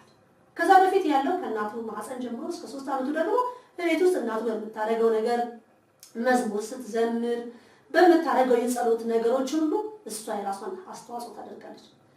ትምህርት ቤትም ሲጀምር እናትን ወላጅም የራሱን አስተዋጽኦ ያስፈልገዋል። ትምህርት ቤቱ ክራይቴሪያ ይኖረዋል ብያለሁ። ክራይቴሪያውም እናት በሊፕስቲክ በዚህ በዓለማዊ በጭፈራ በህይወት ውስጥ ምትሆን ለልጁን ለመቀበል ያስቸግረናል። ትምህርት ግን ለዛች ወላጅ ልንሰጣት ፈቃደኛ እንሆናለን ማለት ነው። ልጆች ለምን መረጥሽ የሚለው ነገር ልጆች እንስሶች ናቸው እውነት እና ታቦቱን ሊሸከሙ የሚችሉት እነሱን ነው ማለት ነው። አባቶች የሉም ልትይ ነው ወይ የሚለው ነገር እናንተ በምታዩበት አይን አይደለም የማየው። እኔ የማየው ደግሞ ረቀቅ እያደረኩ ነው። እንዲከበር ነው፣ ስርዓት እንዲኖረው ነው። ታቦት አንድ ሰው ተሸክሞ በጫማ መሄድ የለበት፣ በካልሲ መሄድ የለበት።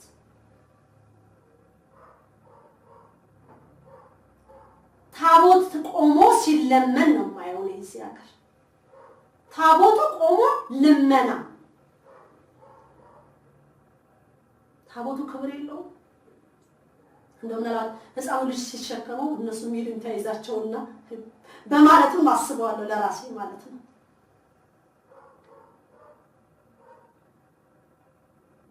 እና ይሄንን ትውልድ ለማምጣት መኮትኮት ያለብን ነገር አለ ማለት ነው።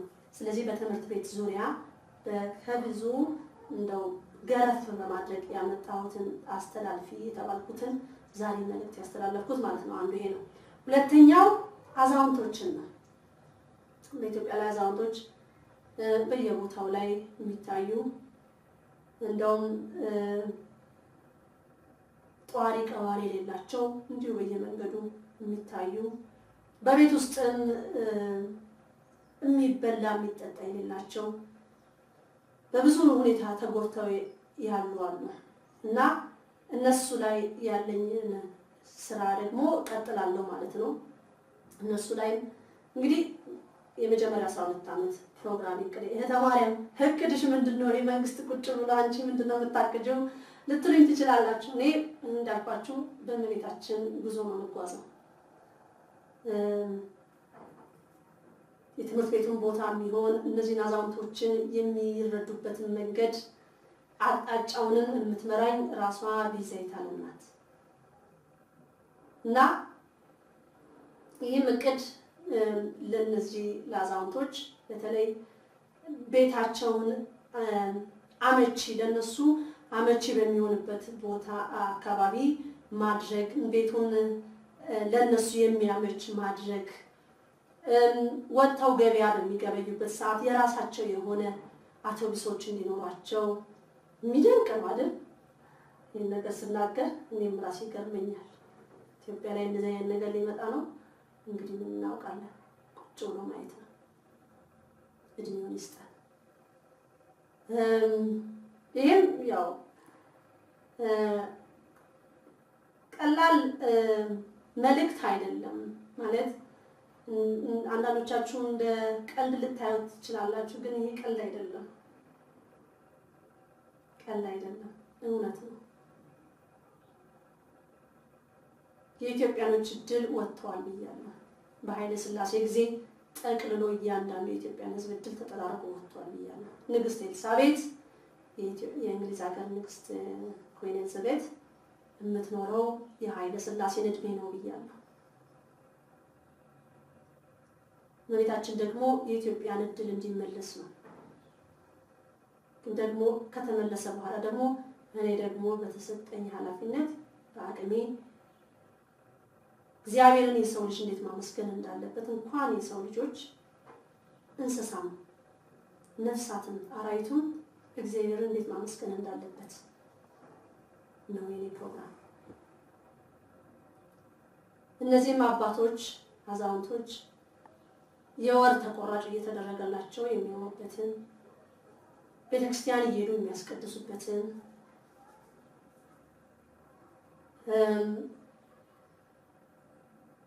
ተረስተው የነበሩ በታሪክ ጠፍተው የነበሩትን ማምጣት ነው። ዛሬ ለብዙሃን ወጣቶች ታዋቂ ብለን የምንላቸው እንደነ ቴዲ አፍሮ እንደነ ኃይለ ገብረስላሴ ዛሬ ደግሞ በጣም በዜና ላይ የምትወዱት አንዳንዶች እንደዚህ ምንድነው በአንዳንድ ዘፈን ዓለም ውስጥ አርቲስቶች የተለያየ ነገር የምትቀበሏቸው አላችሁ። እነሱ ታዋቂ ብላችሁ የምትሏቸው። ለእኔ ግን ታዋቂ ለእህተ ማርያም ፌመስ ወይም ታዋቂ ሊሆን የሚችለው ክርስቶስ ሰምራ እና አቡነ ተክለ ሃይማኖት እግዚአብሔርን ያከበሩ ለኢትዮጵያ መሆን የነበረበትም የኛ ፌመሶች እነሱ ነበር ሊሆን የሚገባ። እኛ በእነሱ ነው ልንጠራ ነው የሚገባ። ኢትዮጵያውያን እንደ ዓለም ኑሮ ልንኖር አይደለም። ሌላው የዓለም ኑሮ እኛን አይነካም፣ ሊነካን የማይገባንም ነበር። ግን ተደበላልቀናል። ዛሬ ድብልቅ ልቃችሁ ወጥተናል። እግዚአብሔር ደግሞ ያንን ያጽዳልን። የአብርሃም አምላክ ያው ስለ ኃይሌ ልምጣና ስለ ኃይሌ ገብረስላሴ አንድ እህትም እህተ ማርያም ምን ታያለሽ ተብያለሁ። እኔማ ምን እላለሁ? መሳደብ ግን አይፈቀድም። እውነት ክርስቲያኖች እንጾም፣ እንጸልይ፣ እንስገድ፣ እንጠመቅ እያልን በሱ ድረገጽ በዚህ በመምህር ግርማ ድረገጽ ላይ ብዙ አይነት ስድብ ተነግሮኛል። ይሰደባል። ክርስቲያን እንኳን ይሳደባል። ክርስቲያን መጽሐፍ ቅዱሳዊ ጥቅስ እየሰጠ ያስተምረዋል እንጂ ለምን እንሳደባለን? እኛ እኮ የወላዲተ አምላክን ምልጃ የምንጠብቅ ነን። እሱን ስህተት ነው ብለን የምናስተካክለው በስድብ ነው ብለን እናምናለን እንዴ? ትናንትና እኮ ብዙዎቻችሁ ስትደግፉት የነበራችሁ እንደውም አስታውሳለሁኝ ስለሱ በተናገሩ ሰዓት እህተ ማርያም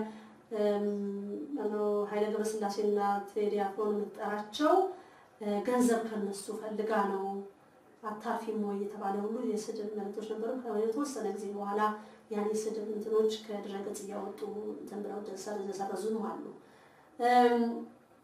እኔ እዚህ ጋራ የመንፈስ ቅዱስ መልእክት ነው ለኃይለ ገብረስላሴ ያመጣሁት። ንስሐ ግባ ይዘረዘርልሃል የተባለው ንስሐው እንደሚዘረዘርለት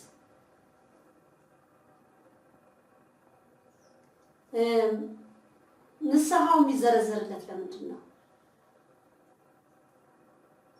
ወደ እግዚአብሔር እንዲመጣ።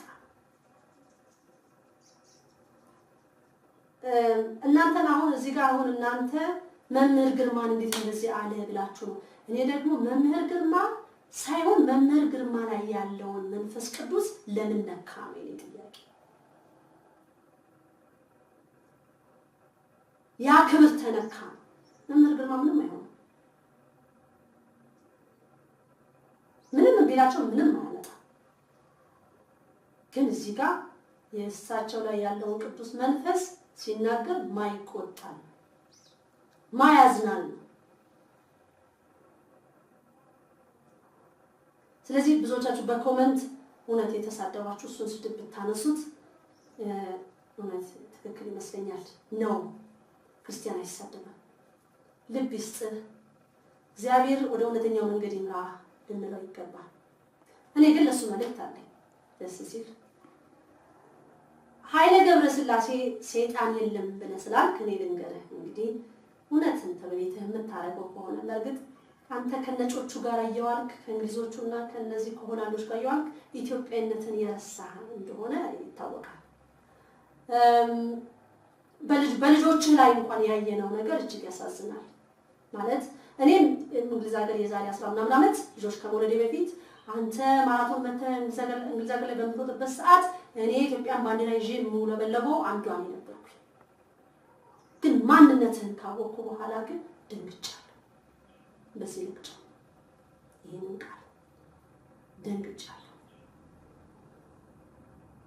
አንተ ትናንትና ተወልደክ ዘመናት ያስቆጠረችውን የኢትዮጵያ ኦርቶዶክስ ተዋሕዶ ሃይማኖትን ልትናገር ትችላለህ?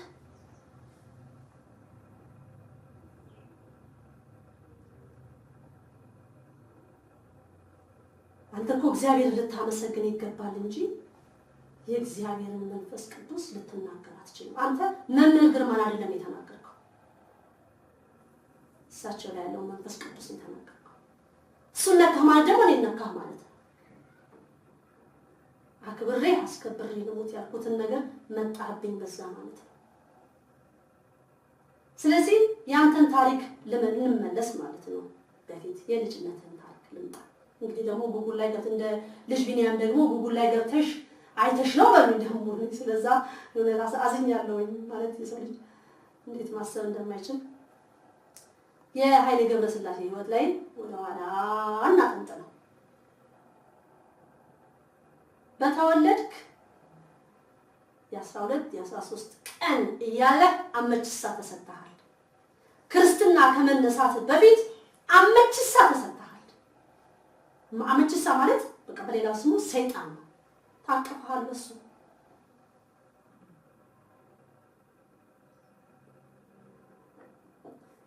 ከታቀፍክ በኋላ እንደውም የታደረገልክ የብር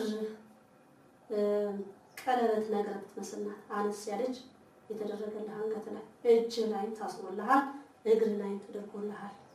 እንግዲህ አያት ቅድመ አያት ካሉ መጠየቅ ነው። ከእነሱ ደግሞ መልስ ከሌለ ተንበርክኮ መብርሃን ለኔ እንደገለጸልኝ ትገልጽላለች። ሰይጣን የለም ብለህ ስላልክ ማለት ነው።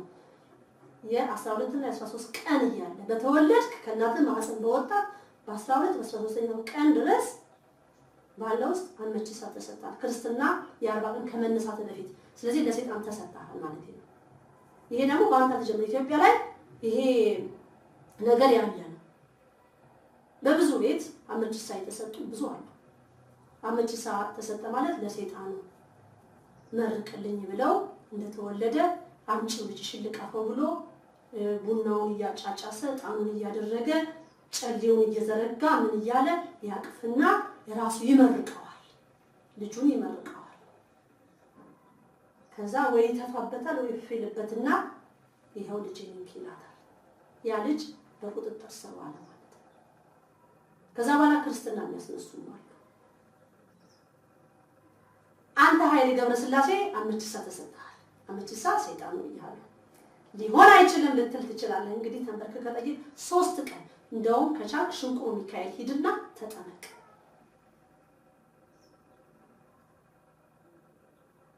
አመቺሳ አለ፣ አዳን ሞቴም አለ ላይ ላይ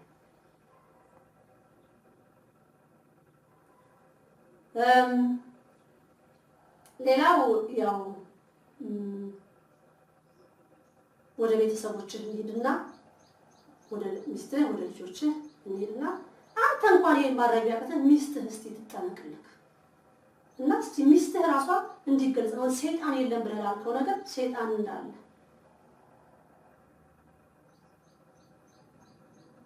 እንዴ ሰይጣን አይደለም እንዴ? አንተ ስፖርተኛ ነህ፣ ለምንድን ነው ውስኪ ጠጡ ብለህ አድቨርታይዝ የምታደርገው? ቢዝነስ ነው አይደለ? ያ ቢዝነስ ግን ህዝብ ሊጨርስ የተዘጋጀ አንዱ የአጋንንት የሰይጣን ስራ ነው። አዲዳስን አድቨርታይዝ ታደርጋለህ። አዲዳስ የ666 ማርክ ነው። እሱም አንድ ሌላ ሰይጣን ነው። ያው ስሙን እየቀያየረ ሰይጣን ነው። ስሙን ይቀያየራል። አጋንንት፣ ሰይጣን፣ ዲያብሎስ ማዕረግ አላቸው፣ ቦታ አላቸው።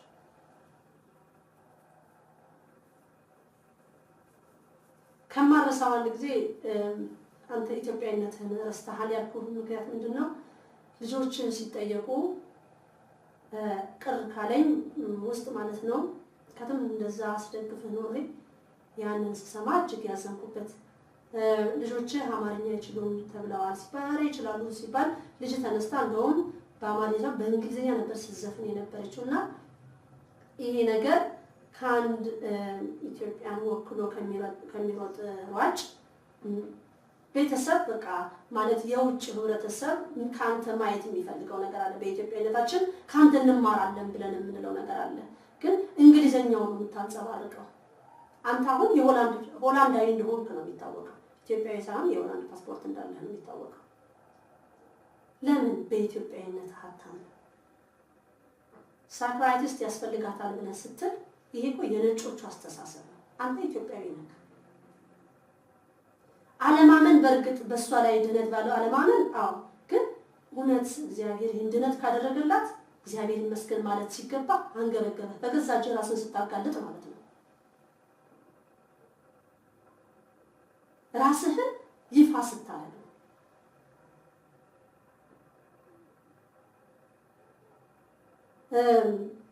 ለዚህ ግን መልስ ጸሎት ነው። ነጮቹ ጋር ሄደ መልስ አይሰጡም። እንግሊዞች የምትወዳቸው እንግሊዞች ወይ የሚወዱ እንግሊዞች እንበል እነሱ ሲወዱ የሆነ ከጥቅም ጋር የተያዘ ነው እንጂ ዝም ብለው አልወደዱም። የሆነ ነገር አለክ ከነሱ ጋር።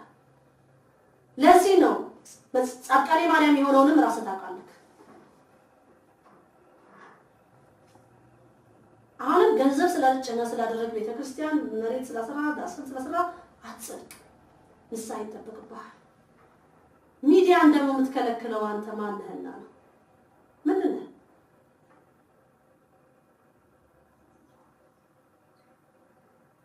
ሰው ሊድንበት ሰው ሊማርበት የፈለገው ነገር አለ። በዛ ላይ አንተ ያን ልታዘጋ ትችላለህ?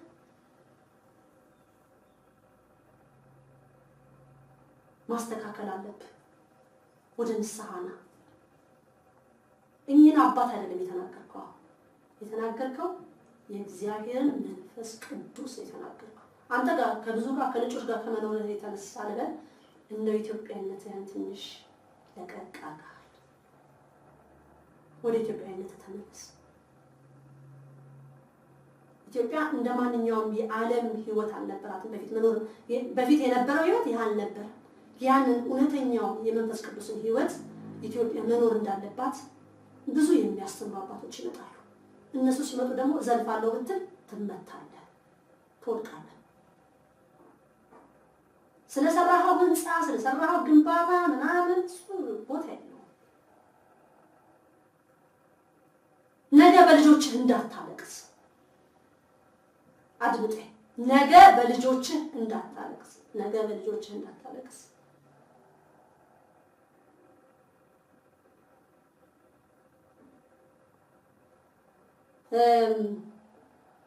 እህታችን ሯጭ እውነት እግዚአብሔርን አምና ድነትን ፈልጋ መታለች። እንኳን እግዚአብሔር አምላክ ምሕረቱን አዘዘላት። ሌሎቹንም እንደዚህ ማራቸው የአብርሃም አምላክ። ለምን እንደዚህ እንዳንገበገበ እኔ አውቃለሁ። ኃይሌ ገብረ ስላሴ እኔ አውቃለሁ። ንስሐ ግባ ብያለሁ። መጀመሪያ እንዳትዋረድ ምንነካትች ተማረ ቁጥር 3 ቪዲዮዬ ላይ መልእክት ለቅቄልህ ነበር። በዛ ሰዓት ያንተ ቲፎዞ ብዙ ስለነበሩ የሚሰድቡኝ ነበር። ታዋቂ የምትነካው ማን? አንተ ታዋቂ ነህ? ለኔ በእውነት የወረድክ ነህ። ለምን መንፈስ ቅዱስ ነካክ? እነ ተክለ ሃይማኖት አቡነ ተክለ ሃይማኖትን አታውቅም? ኢትዮጵያ ኢትዮጵያ ሯጭ እኮ ተብሎ የተባልከው እኮ ኢትዮጵያን ያሳዩት አባቶች እነዚህ ቅዱሳን አባቶች ናቸው። ያንን ስም ይዘህ እኮ ነው የሮጥከው። ስለዚህ እውነቴን ነው ምልክ ትንሽ መለስ ብለህ ንስሐ ብትገባ የተሻለ ይመስለኛል ነው የምለው። ኧረ ገና ሌሎችም ይመጣሉ። ኧረ ገና እኔ በጣም ነው ደስ የሚለኝ እንደዚህ ይፋ ስትመጡልኝ። ምክንያቱም እህተ ማርያም ጠንቋይ ናት፣ እህተ ማርያም እንዲህ በፊት ስለምታውቅ ነው ህይወታቸውን ብሎ ብዙ ነገር ስለሚባል እኔ አላውቃችሁም። እንዳልኩት ቲፎዞ ሲሮጡም ሲዘፍኑም ዘምኑ ገኝ ነበር። አሁን ግን ሰብሰብ ባለ ህይወቴ ክብሩ ይስፋ የሁሉም ህይወት እንዲሰበሰብ ነው። አሁንም ኃይሌ ስተትህን ማመን አለብን። የዚህ ሰው መዳን ሊያስደስትህ ይገባል እንጂ ሊያወረገርግህ አይገባም። ተወረገረክ በጣም ሰከን በል። ህዝቡ አልገባውም እኮ መጀመሪያ የሰጠሁትን መልእክት። ኧረ ገና ቴዲ አፍሮ ይቀጥላል። ምን ልትሆኑ ነው? ገና እያለ ናቸው። አስቴር አወቀ ነው አይደበበ። ኧረ ሁሉም በየተራው ስማቸውን የጠራኋቸው አቦይ ፀሐዬ ማን የግማሾቹ ስማቸው ሁሉ ይጠፋብኛል። እውነት ለመናገር እያንዳንዱ ያለ ምንም ምክንያት መልእክት አላስተላለፍኩም ለእነዚህ ሰዎች። በጥላቻም አይደለም፣ ከጥፋት እንዲወገዱ ከጥፋት ከስተት በንስሐ እንዲመጡ ያለ ምንም ምክንያት እግዚአብሔር በሚያውቀው ስማቸውን አልጠራሁም። እውቅና አልፈልግም። እውቅና ከነሱ እኔ በመቤቴ እህተ ማርያም ብላ ስሜን አጽድቃልኛለች። ከዚህ በላይ ምን እፈልጋለሁ? ያንን ስም ነው ሁላችንም ልንሯሯጥለት የሚገባው። ስለዚህ ኃይሌ ይሄን ነገር ልታስተካክል ግድ ይልሃል። እግዚአብሔር ይርዳ። ስተትን ማመን አንድ ትልቅ ነገር ነው። ስተትን አውቆ ግን መድፈን ትክክል አይደለም። ግን እያንዳንዳቸው ሚስጥራቸው በአደባባይ ይገለጣል። ሲገለጥ ግን መደበቅ አይቻልም። ያ እንዳይሆንባችሁ ስማችሁን እየጠራ ምሳሌ ነው እያለሁ። ስለዚህ ኃይለ ገብረስላሴ ወንድሜ እባክህን ወደ ንስሐ መንገድ ና። መርግማ ብር ላድካቸው እግዚአብሔር ይቅር ይበልክ። ጨርሻለሁ። አንተን በተመለከተ እግዚአብሔር ደግሞ ሌሎቹንም እንደዚህ ልቦና ይስጥ። በተረፈ አንድ መልእክት አለኝ። ይህ መልእክት የጸበል ትእዛዝ ነው። አርቲስት ነው። እመቤታችን በጸሎት ኪዳነ ምሕረትን የሚጠይቃት አንድ አርቲስት አለ። ፍቃዱ መሰለኝ ስሙ። ፍቃዱ ተክለ ማርያም ለሱ የጸበል ትእዛዝ አለኝ። የ7 ቀን ጥምቀት በጭራሽ ብላለች እመቤታችን። የሚጠጣ የኪዳነ ምሕረትን ጸበል ለ7 ቀን 7 ብርጭቆ ይጠጣ ብላለች። ለ7 ቀን 7 ብርጭቆ። ይሄ መልእክት እንደሚደርሰው እርግጠኛ ነኝ። ታደርሱለታላችሁ። እሷም ደግሞ ትገልጽለታለች። መልእክቱ እንደሚመጣ ራሷ ታሳውቀዋለች። 7 ቀን 7 ብርጭቆ የኪዳነ ምሕረትን ጸበል እንዲጠጣ ተነግሮኛል ማለት ነው። ይሄን መልእክት አስተላልፋለሁ። ሌላ በተረፈ እምነት ነው የታዘዘለት 3 ቀን እምነት። በዛች 7 ቀን ትእዛዝ የመጀመሪያውን ጸበል በሚጠጣ ቀን እዚሁ እምብርቱ አካባቢ እምነት እንዲቀባ ነው። ከቀኝ ወደ ግራ ነው የሚጨርሰው ሲቀባ። እንዲህ ዝም ብሎ እምነት አይለቀለቅም። ከዚህ ተነስቶ ወደዚህ ነው የሚቀባ። መጨረሻ ላይ ወደ እንደዚህ ዞረን ወደ ግራ እንጨርሳለን ማለት ነው ሲቀባ። መጠጣቱን የጀመረበት ቀን የመጀመሪያውን ቀን ነው የሚጀምረው። ከዛ ሁለቱን እምነት መቀባት ደግሞ ሊጨርስ ሲል 2 ቀን ሲቀረው ደግሞ እንደዛ ይቀባል። የተባልኩትን ነው። የኪዳነ ምሕረትን እምነት ካገኘ እዛው የኪዳነ ምሕረትን እምነት እንድትቀባ ወይም ደግሞ የቅዱስ ሚካኤልን ተጠቀም ተብለሃል። ይሄንን የ7 ቀን ትእዛዝና የጸበል ውሃ ጸበልን ለ7 ቀን 7 ብርጭቆ እንጠጣ። እንደገና እምነት የመጀመሪያውን ቀን ጸበል መጠጣት ስትጀምር እምነት እንድትቀባ እና ሁለቱ የቀረውን የእምነት መቀባት ደግሞ ጸበል ልትጨርስ መጠጣውን ልትጨርስ 2 ቀን ሲቀርህ 7 ብርጭቆ ለመጠጣት 2 ቀን ሲቀርህ እምነቱን 2 ቀን እንድትቀባ ታዟል ማለት ነው። ጥምቀት ግን አልታዘዘልህም ተብለሃል። የሚጠጣ ብቻ ጸበል የተባልከው እግዚአብሔር ይርዳህ። እምነታችን ከምንም በላይ ነው። እግዚአብሔር ሁላችንንም እምነታችንን ያጽናልን፣ ያጠንክርልን። ከዚች ሃይማኖት ውጭ መዳኛ የለም። አሁንም ወንድማችንን እግዚአብሔር በእምነቱ አጽንቶ ያቆይልን። እንደዚህ አይነት ወንድሞች ታዋቂዎች ቢኖሩን ደስ ይላል። ምክንያቱም እግዚአብሔር ከሰጠን ቀንና ሰዓት ልናልፍ አንችልም። እግዚአብሔር ከሰጠን ነገር ማንም ሊወስድብን አይችልም። ያንን የምናመዛዝንበትን ደግሞ ሊኖረን ይገባል። ፕላስቲክ ሰርጀሪ የምታደርጉ እንዲያውም ኩላሊትም ሌሎችም ነገር ታደርጉ እግዚአብሔርን ጠይቁት። እሱ ራሱ የጎደለውን የሚሞላ አምላክ ነው የያዝነው። ከመጨረሻም በፊት ምንድነው ከዚህ በፊት ጥያቄና መልስ ሰጥተን ነበረ በድረገጽ እና ከ1 እስከ 10 የወጣችሁ ስማችሁን ወስደናል። ስጦታችሁንም አዘጋጅተናል። መጽሐፍ ቅዱስ፣ ስዕለ ማርያም፣ ታምረ ማርያም፣ ታምረ ኢየሱስን፣ ክርስቶስ ሳምራን ገድልን፣ የጸሎት መጽሐፎችን አዘጋጅተናል እንደ ክርስቶስ ፍቃድ። ይሄንን ስማችሁንም ስላለን የዩቲዩብ ስም ያላችሁ በሱ ስም ኮንታክት ተገናኘን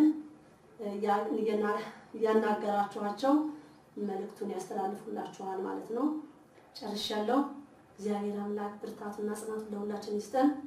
ኢትዮጵያ ሀገር እግዚአብሔር ናት። ወስብሐት ለእግዚአብሔር ወለወላዲቱ ድንግል ወለመስቀሉ ክቡር አሜን።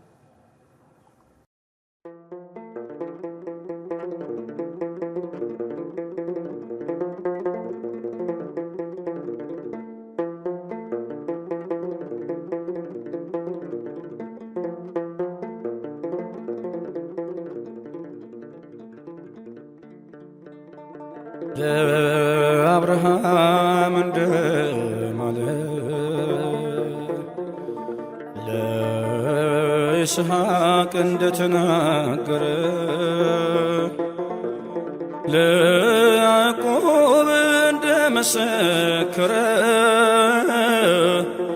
ሕዝቡን ከሞት አሻገረ። ለአብርሃም እንደማለው ለይስሐቅ እንደተናገረው ለያዕቆብ እንደመሰከረ ሕዝቡን ከሞት አሻገረ።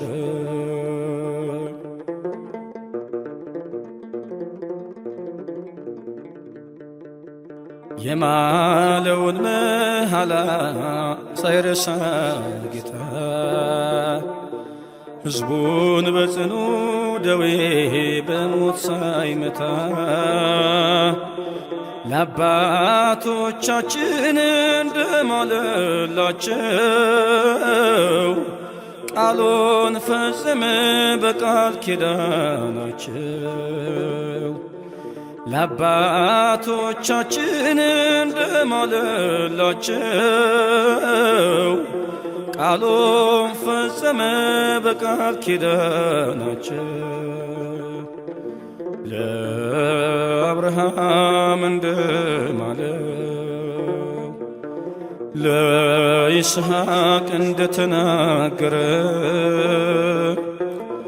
ለያዕቆብ እንደመሰከረ ሕዝቡን ከሞት አሻገረ።